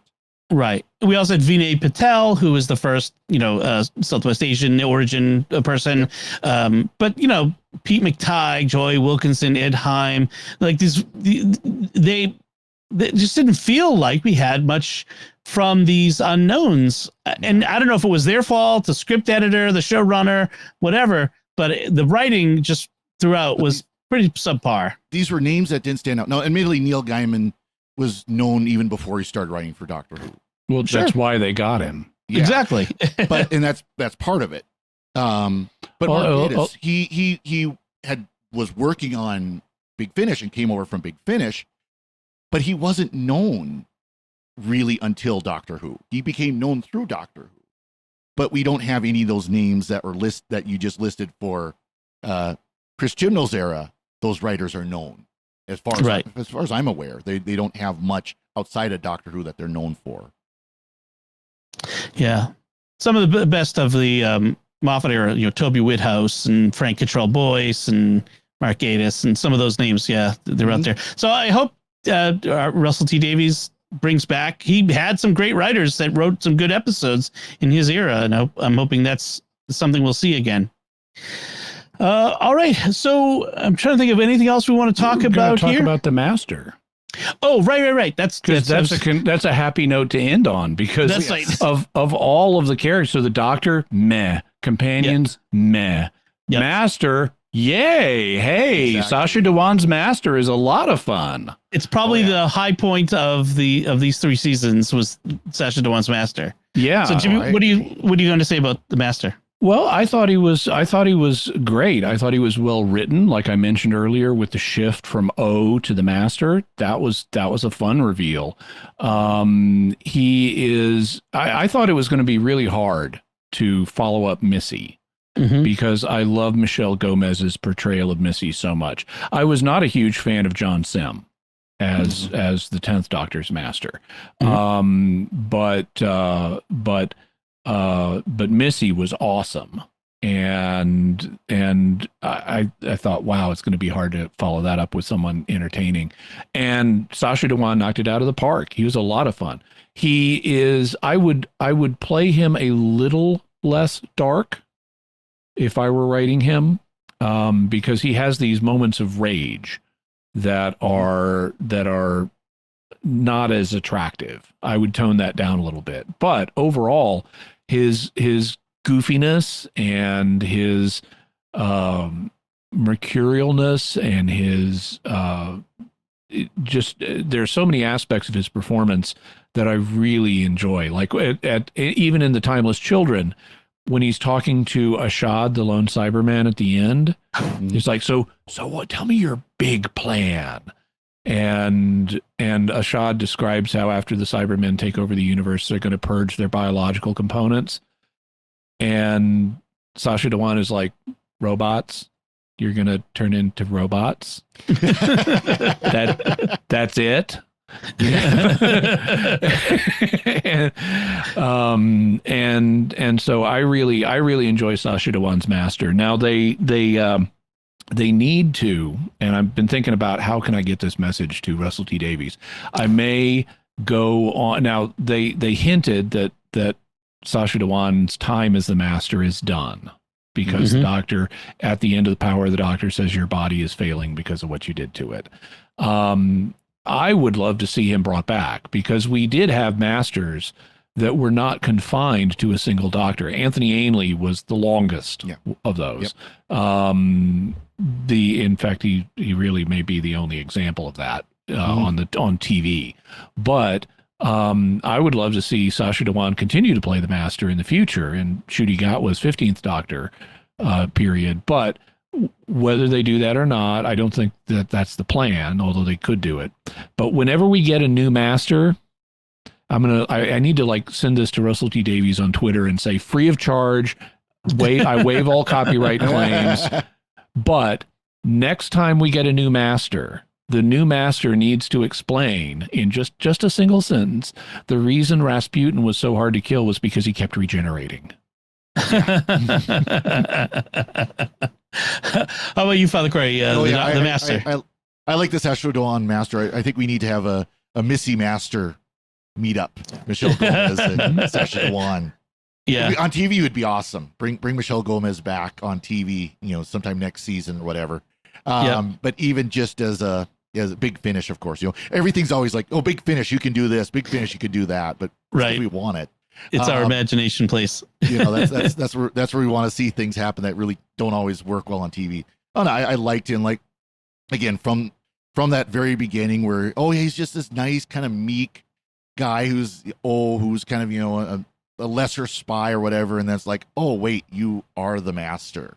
Right. And just his grin when she finally grinning, he almost, if I remember right, he grins and almost claps like a little kid. When she realizes who he is. Very manic. Yeah. It's just, and he was such a fun Master. I hope, I agree with you, Jimmy. I hope is such a fun Master and continues beyond this. Because he did it so well. He acted it so well. He was one of the few characters that was developed well by Chris Chibnall's era. And again, I just the him as Rasputin was great, and the way that all worked in The Power of the Doctor was fantastic. So absolutely, I think this one of the better Master characters definitely. I don't have much to add to that. I want to say that I thought John Sim in the last 12th Doctor story, where he came back as the Master when he was no longer a manic crazy person, He was a better. very interesting Master. Mhm. I think that there's a long record of them saying Masters aren't coming back, particular actors even maybe, that it's entirely possible that they're leading us astray in order to surprise us again, which is hope springs eternal. Yeah, then there happens to be a Colonel Masterton as a character or something like that. You know? Yeah, right. One of the things, speaking of the future, what I would love to see from Russell T Davies, there's so much he could do, and we could go in all sorts of directions. But one thing I want to see is don't drop the timeless child.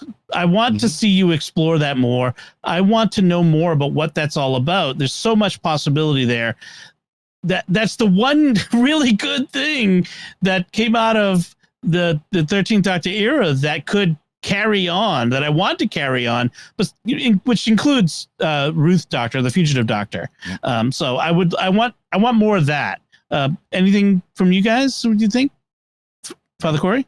Get back to where he was before. Get Russell T Davies back. Get Doctor Who back to where it was before, and having the 10th Doctor / 14th Doctor is going to be a big help with that. It almost kind of acts as a reboot of Chris Chibnall. But I agree with you. Yeah, let's not get rid of the timeless child. It's canon now. Let's not wash it away. Let's not ignore it. Play into it. I said earlier, why not have a Fugitive Doctor miniseries? 5-6 episodes with the Ruth Doctor, the Fugitive Doctor. Absolutely would be amazing. I loved the TARDIS design, by the way, of the Fugitive Doctor, where it looked like a first Doctor TARDIS, but not exactly. Yeah. It looked good. It was a well-designed interior, contrary to the 13th Doctor interior. Go back to that. Go back to those stories. Let's hear about some of those stories that they hinted at during the Flux season. We got that little bit where we saw that one adventure going to the Temple of Atropos. Let's see more of what the Fugitive Doctor was doing and had done throughout her time. Let's see the story that led her to become Ruth. Okay. Stuff like that. Jimmy? Looking forward? I looking forward. I mean, I want to see Russell. I would like to see Russell T Davies do what he said he's going to do and give it a kind of cinematic universe treatment. And I would like him to dial back the politics from where Chris Chibnall had them. I mean, they're not going to vanish entirely, but give me good, entertaining stories and that are not just driven by politics. And I would, in terms of things he could carry over from the Chris Chibnall era that I think would work in the future, I would say the Timeless Child, especially the Fugitive Doctor, and Sacha Dhawan's Master. Those are things I would not mind him bringing over into the future at all. Okay, very good. All right, so well, in that part of our discussion here, we've got our listener feedback that I mentioned earlier, and our first bit of feedback comes from our discussion of the power of the Doctor. First, we hear from Rick Angelini, Rick, on Discord, who wrote, responding to a comment in the podcast, I've never seen any Classic Who. I recognize that these characters must have been from Classic Who, but had no idea about the character backstories, etc. It wasn't a distraction, but rather a disappointment that I couldn't appreciate the joy and surprise of seeing all of these old faces. Yeah. And that's understandable. Yeah, it's one of those things, especially for a centenary anniversary type thing where they need to draw on the past. The more familiarity you have with the past of the show, the more layers of meaning there are. And I'd say that this would be a good challenge for you, maybe, to go back and watch some of the Classic Who that involve Tegan or Ace. You can see, what these companions were like back in their prime, and get some of the backstory there. Go watch was it Revelation of the Daleks? That's this. There's the Seventh Doctor and Ace story. Oh yeah, where they meet up in '63. That was the anniversary special then. Go back and watch that. Or Earthshock, if you want to understand the Fifth Doctor's comment to Tegan about what she must be thinking right now, seeing all of these Cybermen. Exactly. Yeah. So definitely. And that would give you some of the backstory, but also let you see those companions as they were and why they're so beloved, or in Tegan's case, sometimes not so much, just because she could be annoying. Then I think she's one of those annoying people who's earned their beloved status. I agree. Yes, No, I agree. Yeah. Yes. Our next feedback comes from Tim Davies via email, who says, "Sorry, Jimmy, it wasn't Father Cory who pointed out that the Master had survived the timeless child." And Tim had sent an email back in March 2020 when that first aired, that episode, in which he corrected us on the Master being dead, because he heard the Master's line, "All of you through here now," as they escaped with the Cyber Masters into the TARDIS. So happy to give you credit for pointing that out. Yep. I don't know that it's an either or, but happy to give you credit for pointing that out. Yeah, I think Father Cory also said it too. Yeah, I haven't gone back and listened, but that's all right. Sure. It's 2.5 years ago. That's fine. Yeah. That's fine.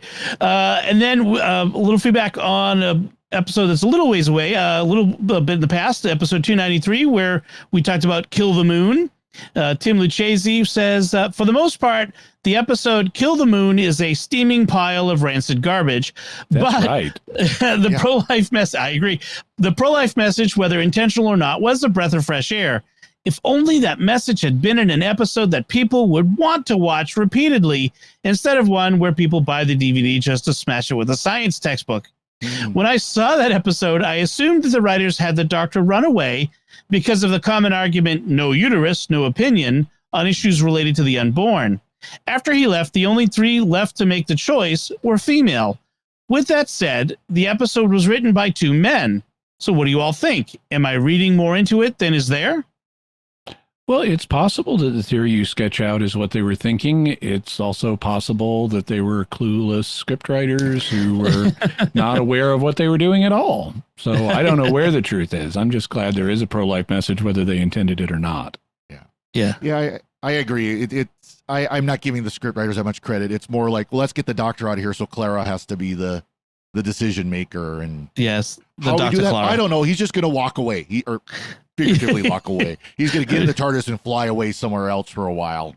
Right. But yeah, right, it was a great story. I mean, it was a great pro-life message, even if the story sucked. Yeah, a great pro-life message and a terrible story. So thank you all for your feedback. We really do appreciate that. And as we sign up, we want to take a moment to thank our patrons who make it possible for us to create The Secrets of Doctor Who, including Scott S., Miguel G., Alvin W., Deacon Anthony R., and Christian E. Their generous donations at sqpn.com/give make it possible for us to continue The Secrets of Doctor Who and all the shows at StarQuest. And you can join them by visiting sqpn.com/give. So that's it from us. We would especially love to hear, I really want to hear a lot of feedback on this, on our 13th Doctor retrospective. What did you think of the 13th Doctor era, the companions, the writing, your favorite and least favorite episodes, the Master, all of that? You can let us know by commenting on the show at sqpn.com or the Secrets of Doctor Who Facebook page. Send an email to drwho@sqpn.com or visit the StarQuest Discord community at sqpn.com/discord. We'll be back next time when we'll be discussing the 8th Doctor Big Finish story, Embrace the Darkness. Until then, Jimmy Akin, thank you for joining me and sharing the secrets of Doctor Who. Thank you. And to close out our look at the 13th Doctor era, we're going to be taking a listen to the only good thing to come out of Orphan 55, which was Sycorax Rox's Orphan 55 musical review. So be sure to go over to Sycorax Rox's page on YouTube and subscribe so that you'll get notifications whenever he has a new musical video out. Excellent. Father Cory Sticha, thank you as well. Well, thank you, Dom, and I'm glad we're done with the 13th Doctor. And once again, I'm Dom Bettinelli. Thank you for listening to The Secrets of Doctor Who on StarQuest. And remember, what?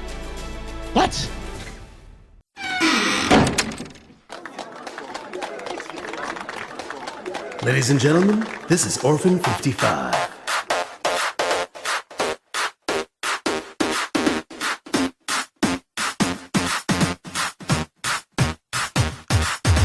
1, 2, 3, 4 years led before we reach the point of no return, my dears. If we're really lucky, things are quickly getting sucky. Could recycle, ride a bike, but it's a drop in the bucket.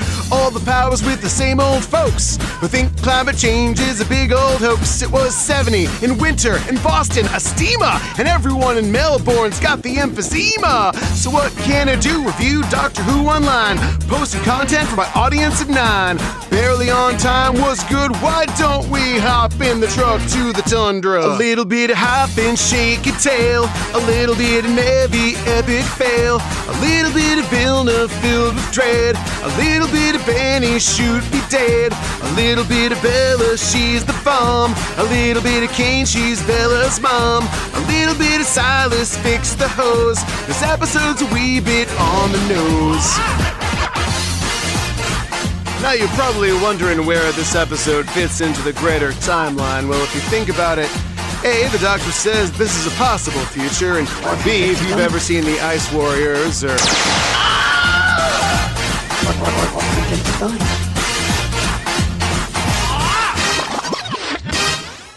Graham builds a queue that up and takes the crew to a very nice resort with a very pleasant view. But we've seen this show, it'll all go south when the dregs show up with their creepy ass mouths. Doc's like, no way, it's the Russian subway. Bit like Ravelox, would you say? A little bit of politics, well deserved. A whole lot of characters underserved. The squidgy little virus, Ryan sneezed. Well, golly gee, it's just the thing we need. A little bit rushed and overstuffed, but that's a great monster, and it's us. I bet you $10 at Heim clearly. It's played Metro 2033.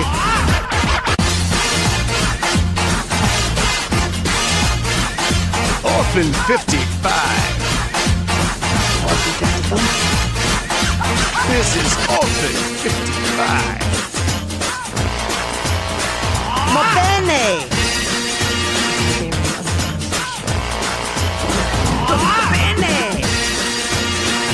Orphan 55. A little less of info dumping scenes, a little more of Bella, yes queen! Am I allowed to say that? I don't know. Anyway, I like how this thing flowed. I really cared about this silly crew. I think we could have left out 1 or 2. The moralizing coda's out of place. This episode already made its case. Siege, base, wolf case. Picture this with McCoy and Ace. This was Earth, we wrecked it, damn it. Call it the mysterious Captain Planet.